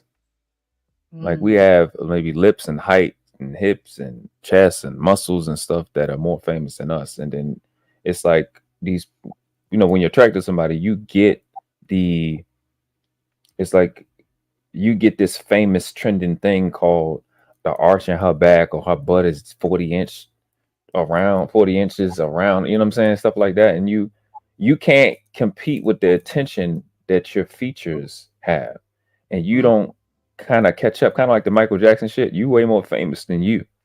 Like you don't, the real you can't keep up with the public perception you, and all the attention you getting because your lips or your eyes or your hips or this person want to do it to you and that person want to do it to you, and you get distracted by that and you can't really compete. And then that pretty person, to your point, that person is going through shit that you don't understand, and they're just saying random shit to seem like they're in control and they don't be in control. I've been seeing a lot of chicks that look like they're angry, but it's a false sense. It's a fake. It's like a self-defense mechanism. You don't really mean any of the shit you say. You don't know. You don't know what to do. You're scared because I think it's a Drake verse. I can't line. I forgot how he said it, but like, who you gonna trust when everybody tell you yes? And all these people are telling you yes because you're the way you look. Because I got this red bone, I got this thick chick, this Trinidad chick, this da. She's 6 feet. You got this thing that has a name that's been here for 20, 30 years that you don't know. She don't know her, but she know what she can get from the way she look. This nigga know what he can get if he wear these Jordans, he wear these clothes, he put this suit on, this outfit, this cop uniform, this title, this tag is more famous than me. They can draw more attention than me. Right. And then there's no time for you to be you. And then that's what you see going on in these relationships. We're not relating. You got the image from TV. I like the image from TV. Let's give it a shot. The sex was good. And now we got this image going on. I don't know you. You don't know me. And that's what's going on. We're not really having relationship conversations. It's really just a over-the-counter transaction. It's like, oh, I seen that thing that I seen on TV. I bumped into it in the store. You said that thing. Yeah, that's what it is. It's a thing. It's not a person. You're not in relations with no one. You're just there for the things that the person has on both sides, men, women. So yeah, it's terrible. But we got so off topic. Didn't we? I blame y'all. It's your fault. It was a good conversation, though. We did, but hey, you know. No, it's good though. This was a well-needed conversation. Dope. We need to talk more about this to get the underlying reason why these things are happening. Ask the questions. Yeah. People don't ask nothing. They just complain. And I learned from a long time ago, complaining doesn't get you nowhere. You gotta seek information and then take it a step further, research it now. And then you learn from experience, from people. I learned from observation. That's like one of the best teachers to me. Yeah. But we about to end this because this went a little further as far as time goes, which is cool. We love we love that you stopped by. Thank you. But it's just one last video, and this is where the lady said that she wants to cancel co-parenting. So let's get into it. Oh, wait, where did it go? Hold on. Make sure to hit the like button. Subscribe if you're new to the channels. Yes. Share it to your mama now. They ain't doing no. Ain't doing for any woman that has to cope. Can y'all hear that? Yes. Yeah. Parent and heal from the same person. Like that really and truly has to be torture to me. And please understand, like, You don't So have you to. here, you can get it too. Like I said, don't touch my child no more, okay? That's all I'm gonna say. Right, and y'all can have a wonderful day, have a wonderful rainy day, and how about your narrow ass answer the phone when I call next time? And I said what I said. Yeah, all right. All right. Bye. Yeah. Yeah, please.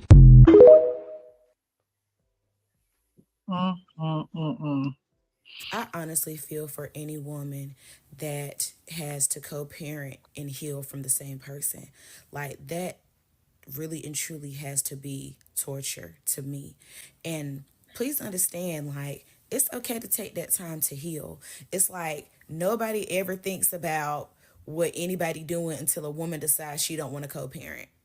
Everything is cool. The disrespect is cool. Not spending time with the child. Everything is cool until a woman decides that she don't want to co-parent no more. Now all of a sudden you're not thinking about the child. No, like, if there's disrespect still in the situation, or you need to heal from the disrespect and the things that happen, take that time. I'm telling you now, it is okay. Like, don't listen to what nobody got to say. Well, you got to think about the child. Won't nobody thinking about that child when you was being disrespected. Won't nobody thinking about that child whenever somebody was putting your life at risk and your child's life at risk and stressing you out. Nobody was thinking about the child during those times, especially not him. So with that being said, please feel free to take all the time you need to heal. Please feel free to take all, especially if disrespect is going on now. A lot of people make it seem like as women, we just supposed to take everything for the betterment of the child. Wait, so my problem so far is that she went from two extremes. She said disrespect, and then she said basically the child is in harm's way. Which one is it? Because disrespect just mean I'm gonna call you a bitch. Harm's way mean that the child is in danger. So if you're not trying to co-parent because the dad don't know how to make sound decisions as far as keeping the child protected versus he don't like you, so he's calling you out your name. To me, that's two different things. No, the betterment of the child, especially if you are the caregiver, the betterment of the child depends on you. Yeah, the betterment of the child depends on you as the mother. Yeah. So with that being said, take all the time you need. Wait. And just honestly set boundaries. Like, I can't say this enough. Setting boundaries will let you know who you're dealing with and will let you know why they dealing with you. Set those boundaries. It's either one or two things gonna happen. And set healthy boundaries. I will say that. They either gonna get in line or they're gonna get gone.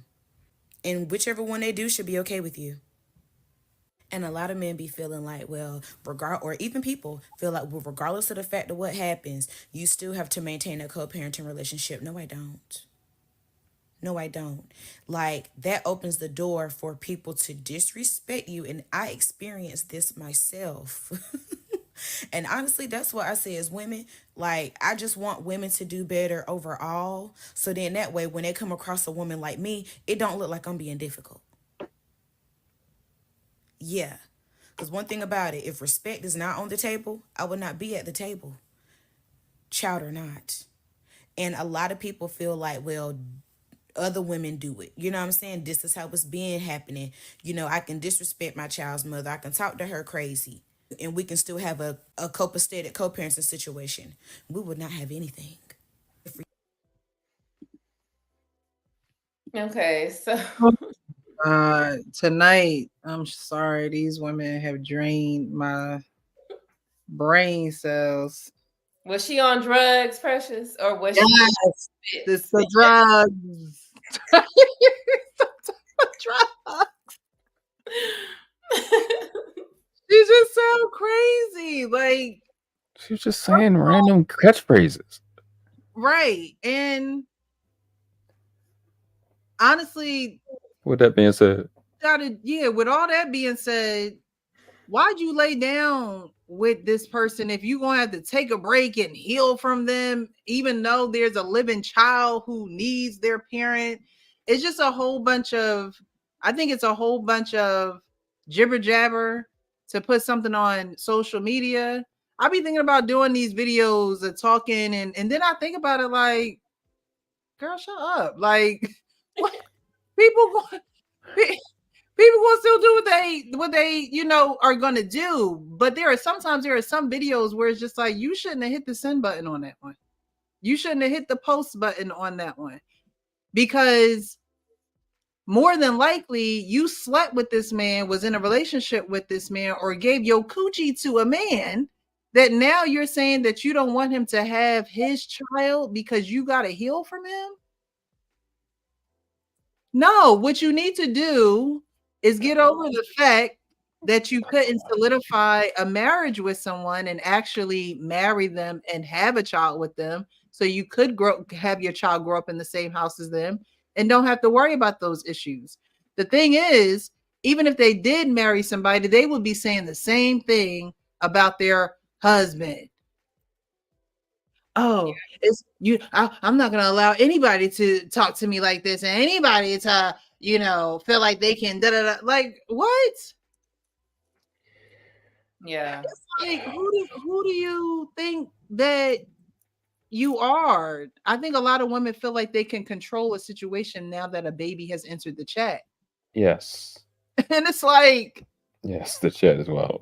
a grown man who produced a baby with you, and this is what you're going through now, for you to try to tell him that you can stop or cut off when he sees his child and things of that nature, because you're talking about respect and disrespect, and anything done out of that marriage, out of a marriage, expect chaos. I want every woman who is thinking about having sex outside of marriage right now, because I did it. Okay. I did it. And if you do it, you can't expect things to go perfectly. You can't expect to have an angel. You can't expect for communication to be perfect. No, when you do things out of order, it's going to be out of order. When you do things out of order, it's going to be out of order. And so you need to find a way for there to be a order that everyone is able to have a good flow on this order. It's not I'm cutting you out, or you can't, or I'm taking your child from you, you can't see. Although I did things out of order, there's never going to be a day where I'm like, oh no, you can't go to see your dad. Never.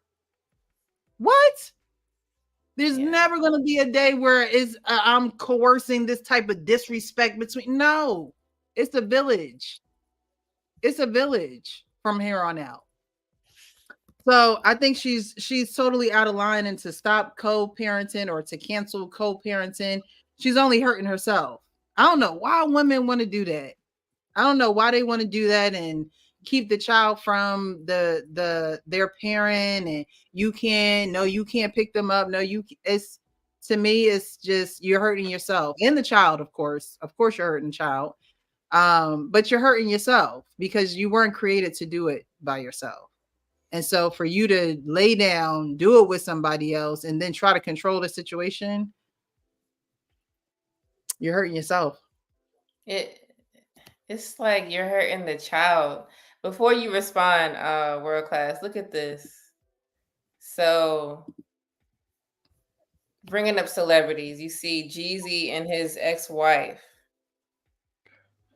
So, 8 times a year out of the year. That's a shame. Since November 2023, formal and informal efforts to establish parenting schedule have mostly failed. They have a court order to prove it. I'm just not sharing it on here. What's the reason? 8 times? 8 days? A total of 8 days. That's sad. Yeah. It's crazy. And it goes with basically what you just said. That's so sad. And it's not like she said, oh, he abused, and then you should be able to prove that. It's just because they can't get along with the scheduling. So 8 times. I don't know. To me, when you have kids, and if you guys are able to do this, living hopefully in the same state or a place where you can see your child more than 8 times a year, that's your child. Like, it's just weird. I don't know you guys' situation, but I always said, if this ever happened to me, I told James, I said, listen, if you think if we ever got a divorce, which that's not happening, but if, right? I'm moving next door. Okay, I'm gonna see my kids. The hell you thought? Now, when they 18, then I gotta figure that out. They grown. But as far as like being together, it sounds extreme, but I can't see it no other. I guess because this is me being very woman-like or motherly. I can't see it no other way. Like, no. I don't care if you had a wife or two. I'm gonna be right next door. Period. I'm gonna see my child. And it's not excessive, it's just natural. Like I can't, I help make and bake the child. How the hell I'm not gonna see the child? I'm good on that. And if the fact that you men have to deal with this shit, mind blows. I don't understand how women could do this to y'all. It's so sad. And it's really nothing. I mean, you could try to get full custody and stuff, but sometimes that don't even work. I've seen a man, his child got taken away from him and he was doing the right thing, all because they were favoring the mothers. I mean, this happens a lot, and it's like the saddest thing. I have, as a lady, we have more control. So when I say I'm gonna move next door, because that's what the hell I'm gonna do. But y'all can't do that. Because if I said no, guess what's not happening? You ain't coming. Court order, right? And it's sad that y'all don't have rights. That's what I'm trying to bring up. Yeah, that's the thing that kind of brought me to the space. I was going to do the same thing. I have no idea what it's like to know you're an awesome parent. You've done nothing to the child. Like, I don't have no criminal record. They don't even give me tickets no more because of how I act in court. So I don't get traffic tickets no more. Know you're an awesome parent, and you can be violent and hostile and get your child, but you can't, because then you won't be able to be a parent because you're gonna go to jail. And you have no idea what that's like. And a lot of women don't have an idea what that's like. And that's what I was talking about when I first came in here. What that girl did was dressed up what is called child alienation. That's what it's called in court. And what the Asian chick, Jeezy baby mama, wife, whatever, ex-wife, what she's doing is child alienating. And the rhetoric that she was spewing, for you to have to heal from the same person that you got a co-parent with, as if any of that is on the same level of a child needing a dad or that other parent, it's mind-boggling to me. Oh, you were disrespected. I'm pretty sure if we had the text messages and videos of her baby daddy, yeah, and we were comparing what was disrespect, and we took her definition, I'm pretty sure she would be the more disrespectful one. You can see it in her face. But this is the stuff that they try to ignore. And this is why these repeal spaces be existing, because it specifically, this conversation actually is what it started. The manosphere and all that was this particular topic as men's rights, which I don't acknowledge men's rights. I acknowledge the child's rights to their child. I mean, to their, their birthright to their father and mother. You know what I'm saying? So, because that's what they use for child support, is the birthright that the child has to their parents' finances and lifestyle. But they don't do it for the child that be able to have both parents equally in their life. That part is funny. And while the government and the state is taking most of the child support for themselves, and that's another conversation. But the language, again, like I said earlier, the intel industry that need to be created when you have chicks like that giving bullshit information. She's really talking like she was a guru. Like she was really talking like she was kicking game. What y'all say? She was talking like she ate just then, but she didn't. You just saying I'm going to be irresponsible and incoherent for my feelings. I'm going to prioritize, which is the reason a lot of men are checking out when it comes to marriages and relationships. Chicks will always prioritize their feelings off of everybody else's respect, while saying that they were disrespected, because you won't allow them to disrespect you. They'll call that disrespect. And that's the shit that irritates us. And it doesn't make any sense. We're talking about two separate things. That's why I don't like the statement single mother. There's no such thing as a single mother. Your relationship status and your parenting are two distinct things. It's not a fucking tax identity. So who you saying single for in the first place? Are you going to go on a date with your fucking child? And what are you talking about? Single mother, single parent doesn't exist. I'm a dad. My son mother is a mother. I don't give a fuck who she fucking. She don't care who I'm fucking. I don't have nothing to do with anything. There's no such thing as a single mother. But that's their mindset. My Relationship status precedes my parenthood. It's set in order, and that's how they think. And they will be mothers. This is what we watch. They will be parents depending on what dick they get or who they fucking. And that's the shit that's irritating as fuck. You know what I'm saying? It's really weird, man. It's a weird conversation to see them talk with so much brevity and arrogance, like she was doing. Like it's healing. It's not healing to be a piece of shit. You're being a bad mom. You went through labor, lady. You had to get the epidural or chose not to get it and go through pain. Okay, don't stop. Granted, I had to go through that process, but it hurts. It still hurts. Being a parent hurts. Being a leader hurts. Being honest hurts. It doesn't feel good. Suck it up. Keep it pushing. It's not fair.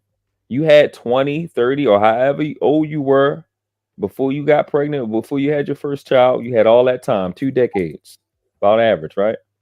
You had that time frame. It's the child's turn now. Prioritize them, not your damn nasty ass attitude. And I'm gonna be respected. And I shouldn't have to be. What the fuck do you think come with making a child with a person and the relationship don't work? What do you think comes with that? Y'all broke up because somebody disrespected somebody. Oh, you got to deal with the person that disrespected. Nigga, you fucked him. Was you thinking about that when you was sucking and fucking dick? All right then, get your goofy ass the fuck out of here. What that stupid shit? It's just stupid as fuck. This shit don't make sense. That's what I'm saying, man. These videos tonight got my brain on. I'm about to go to sleep right after this. Like, I'm not even going to watch a show because I'm gonna be like, how are these people thinking like this? Like, just saying anything. It's With that being said, that was just too much.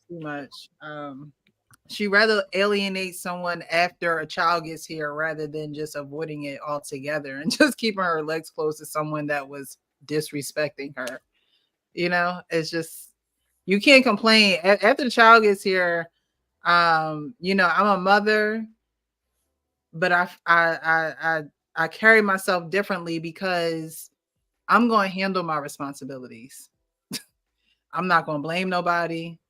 I'm not going to go down to the welfare office and say I need X amount of money. No, I'm gonna work. I'm going to do what I have to do. I'm not going to, you know, put my daughter's father through unnecessary craziness because it's unnecessary. We both, you know, made this decision. All we can do is co-parent and raise her in the best environment there is. Right. Between me, him, my parents, his parents. Like, she's loved on all angles, all directions. But when you have that type of spirit in you and you are the mother, because she wants to talk something, well, I'm the mother and I can and I can. You are going to raise a child that's just like that. And you don't have to say, oh, you need to say this and you need to say that. They can just see it and feel it and sense it coming off of you in your speech and how you deal with people and how short you are or how nasty you are. You know, all those things rub off on children. You don't have to necessarily coach them. You can just be it. Yeah. They're going to follow right in those footsteps. A lot of stuff is passed down to us. Mm-hmm. It's just passed down to us, right? So if you're not the one breaking the cycle or breaking the chain of certain activities, temperaments, attitudes, patterns, and your family history, then don't expect the child to just miraculously, you know, be different. When you're not trying to be different. So, you know, women out here who have these children, but then want to, you know, talk about the child like he's the scum of the earth and keep the child from, you know, you have to be accountable for your actions. You do. And you have to do the best that you have to turn from those ways and make the best decisions that you can, make an honest living out of, you know, what you can do as far as working and resources and things like that. But to tear down a man, to take his child from him, to, you know, be purposely vile like that, it's not going to do anyone any good, especially the child. you know, especially the child. I think women try to they're just being so selfish that they're not even thinking about the child. Or they think the child is so little at this point that the child ain't gonna pick up, and no, it's absorbing that child is absorbing everything. Everything. That's why it's important for men to know when a lady loves and cares for you, no matter who comes in between, kids and all. Because if that lady does not love you or like you as a man, then when and if you guys split, it's hell. Right. So I could just use one of my examples from my life. My mom divorced my dad because she ain't want to be with his ass no more, right? From things that happened. And when I was 10, but my mom never put him on child support. And she never took me away from him, even though their relationship was over. She left him. She didn't let that, okay, well, you're not a dad no more. Like, how does that? They don't even go together. Y'all not together, but he is still a father. Mm-hmm. So you gonna be one. That's up to you. Like it's like, you know, some men they don't want to be a parent because they're trying to get revenge, or they don't like the mom, or all of this crazy stories. But that's just that person. You don't have to act like that. You still have to care enough for the child and then that man. It's not just about the child, it's that man too. He deserves to love on his child like you're loving on me every day. And I'm saying that we got to be able to know these type of people who understand that dynamic. And when they don't and y'all split, it's done. You're going to go through hell. And sometimes you got to learn by being in that experience, right? But then your next time you have a child, you better be understanding and looking and being watchful. You could do it again, but then you're going to have more drama. We got to understand what this looks like. All of this stuff has a face. I don't care what nobody says. It is there. We just have to take the time and not rush and be patient. We don't have to have everything at some people, they rush because, oh, I'm 30. I need to have this now. And they just pick any old body. Nah, like you could be 50. It don't matter. For me to have a husband, I'm just want to be out here. Okay, because I ain't rushing into nothing with nobody at all. Don't, because if not, like I see people get remarried, rushing, got the wrong ass person. I'm like, damn. Like if you just took one extra year, I think you were talking about you retired. Take that time. You need time, like for real. It's a real thing because you could fuck up twice. Yeah. Like people get remarried 3, 4, 5. Like you could be doing that. Like bump that. Your sanity is appropriate. After two times it's you, just like old boy that we looked at earlier. But to watch how she couch, right? Not just her, because it happens in these so-called communities that we in. To watch her couch child alienation as I was disrespected, and now I'm healing. It's crazy. That's why when you say it, they'll sit there and say, "No, we don't. We won't be doing that," because they've already dismissed the reality in their mind and put their new rebranded fake shit. Oh, no, I was disrespected. I'm healing. I wonder what they look like. Like, yeah, girl, she preaching. That's a word. Like, no. Oh, the comments. I wonder what right, because healing from somebody that you currently have to co-parent with, it's like, what? What are you healing from, girl? You laid down and busted it wide open from for that man. It's a whole court order. It's like it don't have nothing to do with it. Like it's crazy. So I'm gonna read some of the comments. It says you're supposed to be in. Go ahead. It says, "This is me right now. I've accepted the fact that I'll be called bitter. Amen. Got myself stressed or disrespected being nice. Facts. Dealing with this now, it causes unnecessary stress, and I would rather continue to parent alone without communicating with him." Wow. People don't understand. This is another comment. People don't understand how devastating it is to raise a child while heartbroken. while feeling betrayed by the other parent. This is the light at the end of the tunnel. Oh, wow. Why are they, like you said, why are they mixing this together? Like, it's two separate. Even me being married, like, I got my husband and I got my kids. That's two separate things. We parent these kids together and we love on each other separately. It's two separate, like the way how I love him and the way how I love them is different. Completely different. It ain't the same. I don't give a fuck. It don't matter what he do. It's different. So how I treat him, how I treat them, they can't come in between that.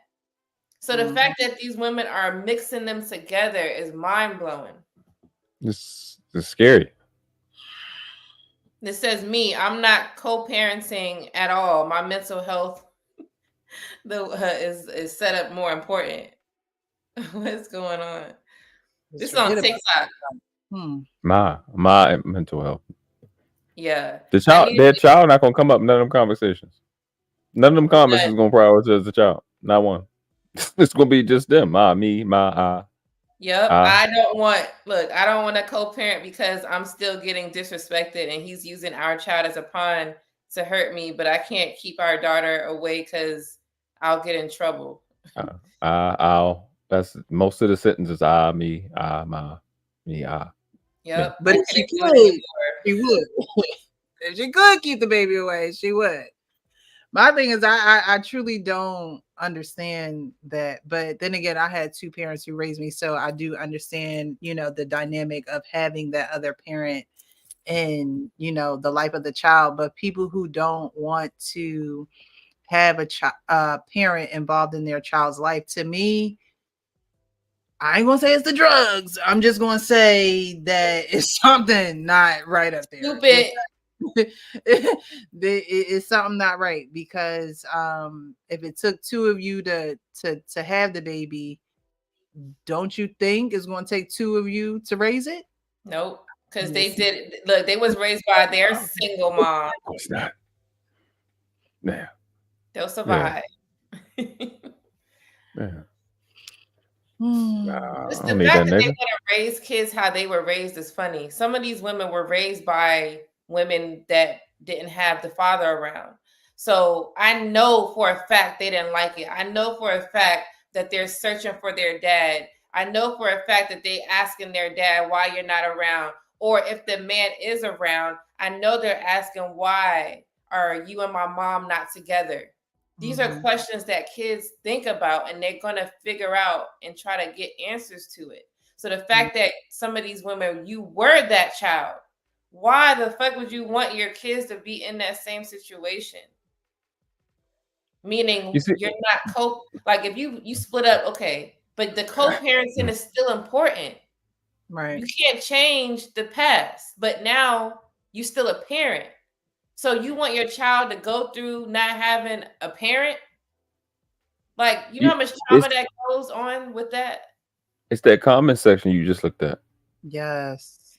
It's the hood, like the hood, we got the boys got the drug dealers, that's what we confide in. And then women got the sisterhood, shit like that. But where they'll say, see that how that ain't a sisterhood though? Like exactly, you know what I'm saying? But that's just like the gangs ain't really love. Right. That's what we call it, right? But see, they'll in that same comment section in that culture, they'll say we don't do struggle love. But y'all struggle bond. You won't stop that? Y'all will struggle bond all day. You will do the same shit and produce the same. You'll produce this. Listen to the same information that's going to create the same exact circumstances you came from. But you don't want struggle love from the nigga, but you're gonna have struggle love with your homegirl. Okay, you're right. Exactly. That makes sense. And leave him at home for 5 days so you can go on a freaking cruise. That part. Oh my gosh. How do you get in a car, on a plane, on a boat? Yeah, wait for the train and shit. Wait for the boat. Right. Delayed. These kids, like, oh my God, like anything could happen to them. Someone can bust up in the house, like, Or they can open the door and leave. Like my kids they open my door. So anything. Like when they under 2 years old, all they try to do is take themselves out every day. They try to delete themselves all day, every day. That's all they do. I don't understand. You got to watch them. Something wrong with them. They're crazy. But it's not just the young girls thinking like this, because I remember have a conversation with somebody and they was like, oh yeah, I would leave my daughter while I went to Philly. Like we're about realistically, we're about 45 minutes away from Philly, but I always say like 15, 20 minutes because you're just so used to going there that it don't seem that long. But if you put it in the GPS, we're about 45 minutes away from Philly. And they was like, oh yeah, I would go to Philly for the whole day and just leave my daughter at home by herself. I said, are you serious? That's crazy. What? That's crazy. Why would you? But again, I was raised real strict. There was no sneaking in and out of the house. We had alarms that you opened a window and the alarm went off. Like my parents didn't play any of that. So I think I just have that. So like, you didn't want your parents to be strict, but then you became an adult and you're like, oh, I see why they were strict. Like, you know what I mean? So then when you become a parent, you do adopt a lot of those strict ways too. And it's just like, yeah, no, nope. I'm not going to Philly and you're just here by yourself. There's so many things that you could get into. And how do you feel comfortable as a parent doing that? I don't know. So it seems like attachment piece to it or what, but it's just I just couldn't find myself doing it. I just wouldn't go. Y'all ain't gonna see me. I'm in the house. See y'all when I see y'all, but I'm not just peacing out and locking the door behind me thinking that everything is just going to be fine. Like we live in this world full of, gummy bears and fluffy pillows. Like, you know what I'm saying? Like people evil. Sprinkle. Yeah, sprinkle, whatever. People are evil. And for people to be so naive and just so carefree is just, I don't understand it. But again, thank you, Mom and Dad. I appreciate you very much. For real. This is my last thought, and I'm about to take my ass to bed. I don't know about y'all, but yeah, I'm not tired. I was thinking that I thought being nurturing was natural. And the reason why I say that is because I became a stepmother before I became a mother. Like I said, I was parenting, but I wasn't a parent yet. Mm-hmm. I was saying that because that was my life. It came natural to me. I couldn't stop it. It just was there. I came in and I took over. And, James appreciates the stuff that I did before we were even married. But I thought it was natural. How come when you carry a child, you don't have that natural, like, common sense of, I cannot leave my child. It shouldn't be, I was raised in safety. It should be something that just came within because you were growing a human. Right. You pushed the child out or you had surgery. You had to eat, if you breastfed or not, you got to feed this kid. The kid, it can't do nothing. You have to teach the kid how to roll over and all of these things. So at least for the first year, you are an active mother. And the fact that I can't leave my kids by themselves because I don't think they're going to get hurt is not natural. What the fuck? You got to teach women how to take care of their kids now? Like I'm lost. Well, I'm lost with it. That's my thought. I'm lost. Again, like I was saying earlier, I was protected, so I know what protection looked like. You know what I mean? I was protected, so I know what protection can do and what it can produce. When you're not protected, you out here to fend for yourself. So although a child comes out of you and it changes your title to mother, doesn't mean you know what to do. It doesn't mean you know how to raise these kids. It doesn't mean you know what protection looks like. And as far as women being nurturing, yes, we are nurturing, but at the same time, when you have women that haven't been nurtured, then they haven't nurtured themselves. They surviving. They, you know what I mean? They trying to figure out where the next this is coming from, where the next dollar is coming from, So I don't think that every woman who has a child is capable of mothering that child. I honestly don't think that's the case. It pisses me off because stop having the kid. Like, okay, wait. Let me say this with a disclaimer. If you get pregnant, okay, I'm not talking about if you get pregnant, but before the pregnancy, don't get pregnant. Like, I don't understand why you got to get pregnant. I do not blame men. I blame you, women, period. You have to protect your body. So you have to do things so you don't get pregnant. I don't care what that man does. If you don't have the protection for yourself, then you can't get pregnant. I don't care what he shot up. And you shouldn't even be letting him shoot up. That's the thing. That's the thing. Like I said, we all make mistakes. But when we go from 2, 3, 4, 5, right? He shouldn't be doing that anyway. 1. 2, if he did, you should have protection to block that shit. Don't have kids. You don't have to be a mom. You could wait until you get your life together. I don't know why you got to be a mother and live life. Like, you don't. You could just be a lady in the street trying to figure it out. And not in the street always is bad. You could just be out there trying to, I seen a post earlier today by Paradise Paris. Shout out to you. And she was saying that there was a lady who said that she was 30, single, financially stable. And she mentioned that why do men shame women who are 30, financially stable and she doesn't have no kids and no marriage? And some men shame women who are not settling down because they're trying to get their money up. But honestly, I'd rather that than you being 30 with 3 kids and 2 baby fathers, because that's the problem. Why you got to have kids? I'd rather you say, I'm going to put my career first right now. Okay, that's better than you having all these kids though. So 2 extremes, right? But it's still like, why you gotta be a mother? Don't have kids. It just pisses me off because these kids be suffering, and then here we go, kids growing up with trauma, and it just repeats. And then they out here to date my sons. That's what's gonna happen. Or you have a son, your son, your daughter, like they out here to date our kids. It's the same thing. You feel me? Like, that's why I get upset, because I'm like, shit, I gotta deal with this coming up. Don't have the kids. Like, just be responsible. That's all I got to say. Yeah, the reason I support that is because if you ladies on this side saying, listen, you the women are in control of if you have a child, we telling the niggas the same thing. I don't care what the fuck you do. You put a fucking condom on, nigga. You don't want no child, cool. Or you gonna be like the nigga trying to get the chick to get a child deletion that's in this manosphere space. You have full control over your goddamn nut, nigga. You don't want no children. It's not no hard conversation.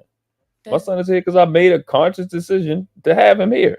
I don't got no oops babies. I ain't got no chick with my child. I'm about, hey, here you go. Nah, I think I pull out game is elite.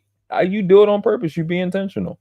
So if y'all doing it on y'all side and we doing it on our side, we should solve the problem. But niggas don't want the problem solved. They just want to complain. That's it. Exactly. You do your part, but women got to do their part. Because they said, oh, it could slip through the condom. All these different excuses. You got to know how to do it. Do it right, and you ain't going to get pregnant. That's simple as that. I don't know how else to express it. Now, if you want to get pregnant, then you're going to be a little sloppy and things are going to happen. Yeah. Okay. But, I mean, hey, you don't have to live that life. All right, I'm done. I think the only thing we missed in this conversation, and we probably pick it up another day, is the jealousy of immature parents that the baby get more attention than them. And both, I've seen men do it and I've seen women do it. The baby gets more attention. Yeah, they even make jokes about it. You know, the baby's the new boyfriend, new girlfriend, or something like that. The baby don't be letting the other spouse be with the dad or be with the mom. Like they pick favorites and shit like that. You know, I've seen a lot of, and I don't know if this is the same as what you're talking about, but I've been seeing a lot of videos of babies in their first words been dada. And the mom is like, don't say that, come to me. And it's like, don't say that. And y'all married, like they're married, and it's like, how you not going to? You should be happy that the baby said daddy, and you know what I mean, that the dad is very excited about it. But you get hearing her voice that it's like, dad, you ain't say mommy first, you didn't.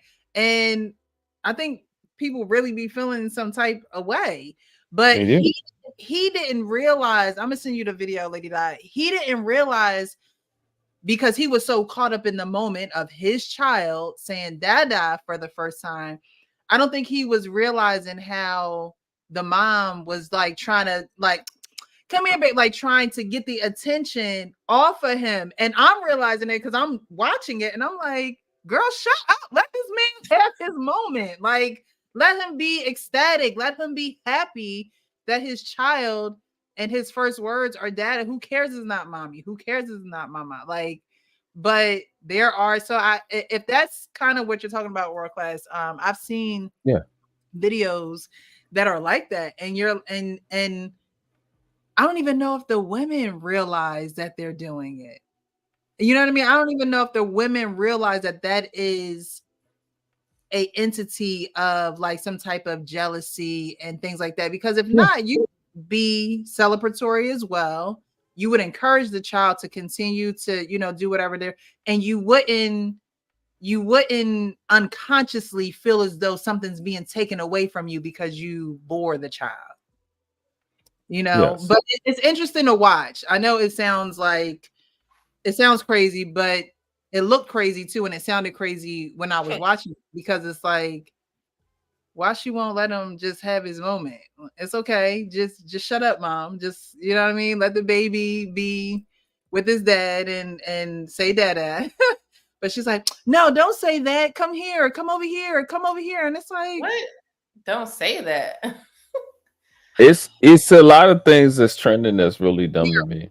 I don't like the gender reveal shit because I don't like to see the parent that doesn't, that it gets the gender that they don't want, and they like, I'm like, what the fuck? What you mean? What you mean you mad? Like, what you? What difference does it make? Like, this shit blows me. But those are a thing.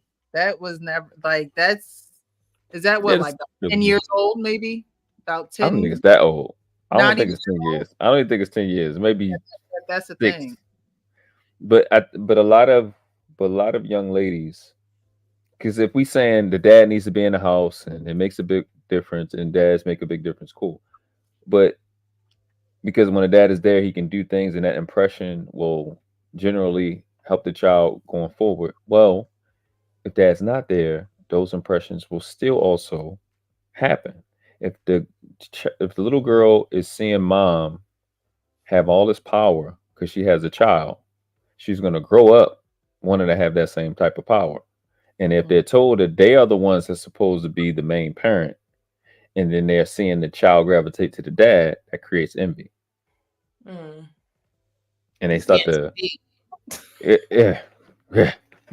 stuff I seen. So, like I said, we can get there a little later another time. I know you're sleepy. Y'all make sure y'all hit the like button, subscribe if you're new to the channel. Share it to your aunt, because I know you already shared it to your mom. Share it to your aunt. You know she ain't doing nothing but on the phone gossiping. Which other? Your cousins and them. I definitely appreciate y'all having me up. Definitely looking forward to next week and some of y'all other shows. Yes, thanks for giving these ideas of topics. Yes, absolutely. That's what you're supposed to do. Like Precious said, you know, we content creators. We just shouldn't have to ask. You know what I'm saying? We should. That's the point. It's just exchanging ideas and helping each other get smarter, think about things that we can actually use in our real life. So, like the community I'm from, we used to trade information on health, on legal stuff. I'm used to actually giving actionable, applicable information on a consistent basis. Even my son mom, she had a doula, she had a herbalist. They would talk and give information. Dr. Savi's daughter gave me Zave, gave me the formula I use for my son. So we didn't use Similac and what's the other shit? What the fuck is that shit? What is Similac and Doesn't start with whatever. What is it? Doesn't start with a P. Something Similac and the other shit. So we use hemp milk and we homemade hemp milk. And so she gave me the formula to do that, and we use it. So I'm used to What I exchanging. did. Oh my gosh. Yeah, that's what we do. Right. Breast milk and that. Yes, I breastfed, and then I only did a year. That was my choice. I did 1 year. After that, he had homemade hemp milk. Like it was a recipe I used, and it had a lot of stuff. Black strap molasses was in there, was one of them, and that's what all my kids. Yep. Yes. That's what we use. Yeah. We ain't use that dumb stuff. So, but that's what I'm used to. So when we get up on these panels, at least when I come over here, y'all can have my ideas because I like y'all awesome. It's good. Well, thanks. We like you too. Thanks for always pulling up and sharing too. You always share the stream. So yes. Thank you. Do you go live at all? Because I know I caught or a replay or something on a live, but do you go live often or no? Once a week. I average once a week. But I'm looking more to switch my content to pre-records. Yeah. And homemade. But I'm kind of getting out the live game. But yeah, I'm gonna be live soon. Probably this weekend. It'll be smoke shows. Yeah, those are so funny. Yeah. Okay. I'll be on double time over here. Appreciate y'all. Yes. All right. The real precious. Shout out to y'all that hit the chat. Yes. Thanks again, World Class. We appreciate you. Always. Peace. See ya. All right. You had water, and I'm over here dry as fuck. I ain't getting no. This wine tonight. I think this is wine tonight. Maybe that's why I'm tired. But these conversations tonight, you was done with the second one. It's like you got to grow up. Women have to grow up. And when I say grow up, meaning you can't be looking for no handouts. You can't be looking. You have to take care of your business. You have to be accountable for the decisions that you chose to make. You can't be out here blaming people, trying to alienate children from fathers because you can't get it together. Women have to get it together. You got to get it together. You want to be equal, but then don't even want to do the job of taking care of a child. It's like, what?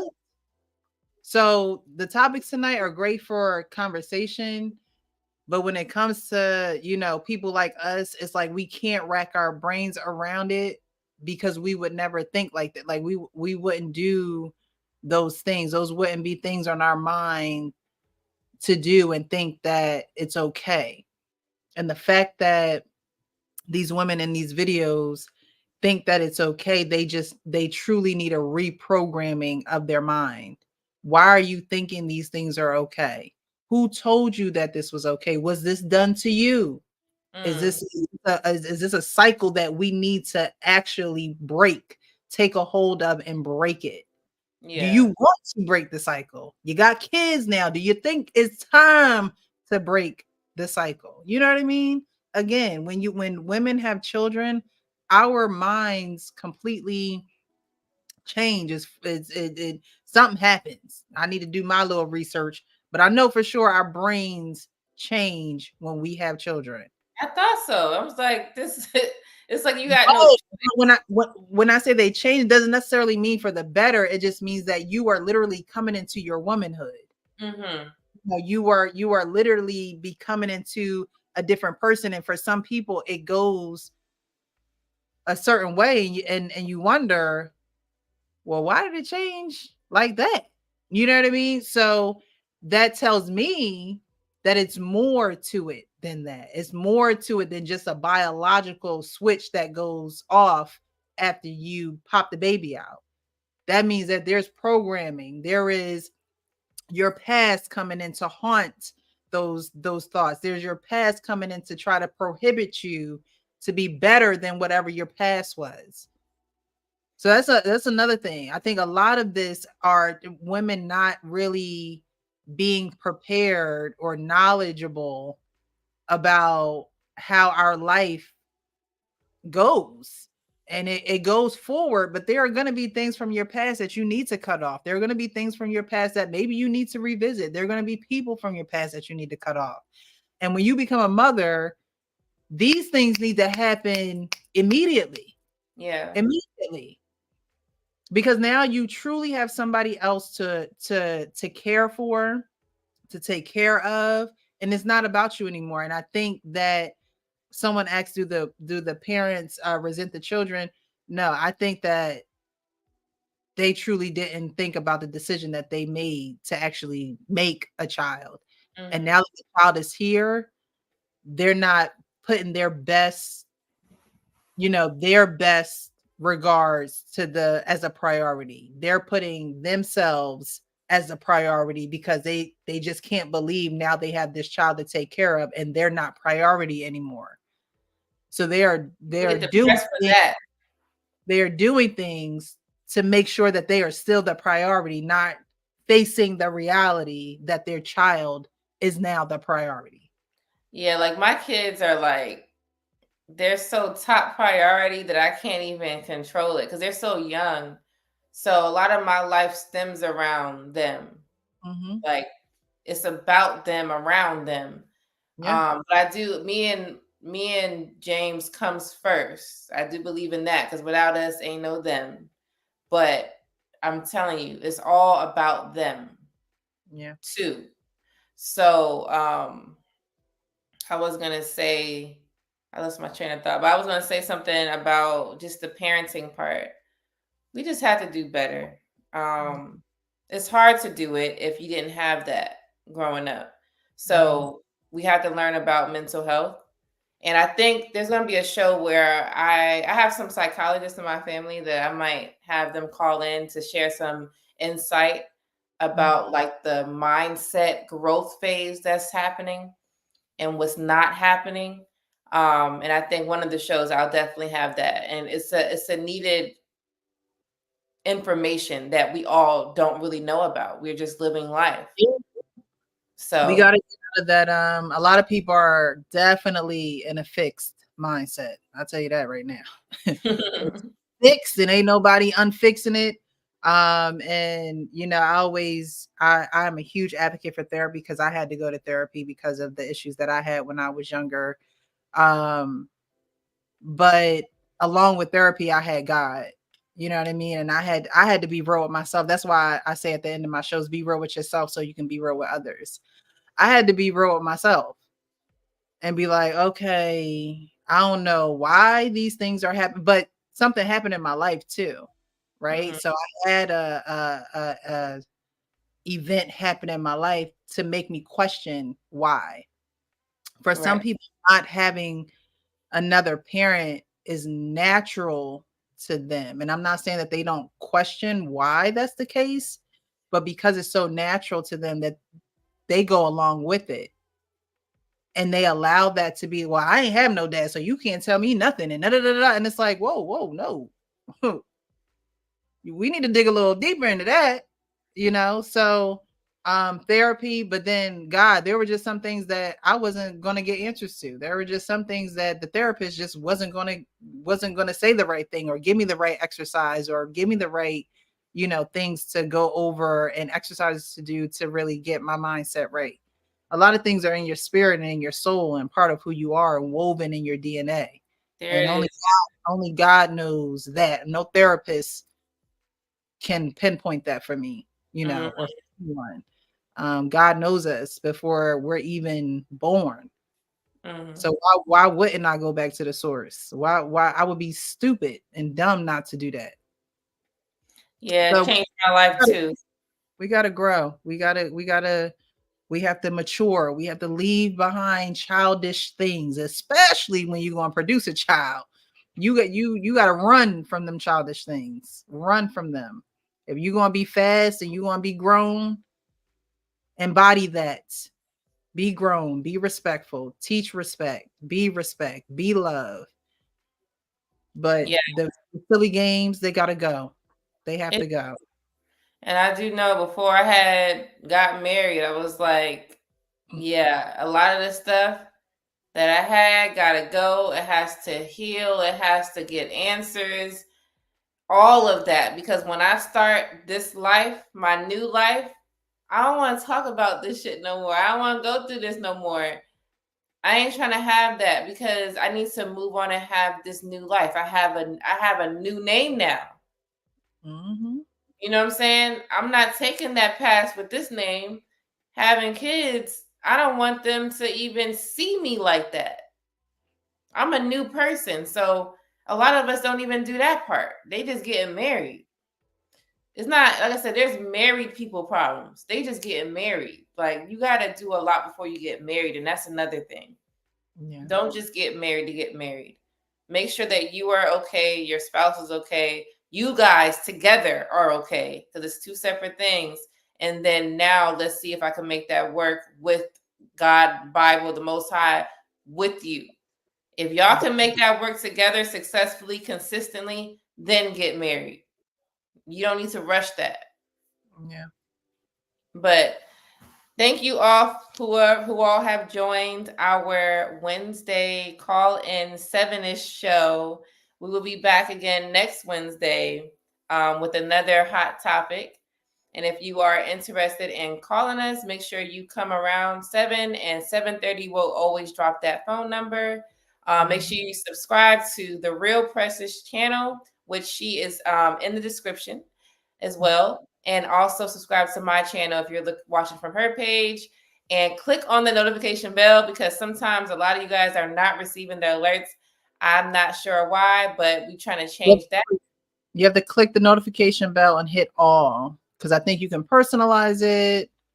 But you want to make sure that you click all. So whether we post on our community pages on YouTube, because, you know, we can do that. We have the access to do that, whether we're posting posts or surveys or cancellations, you know, you do want to be in the know. So definitely hit the notification bell, but make sure that you hit all.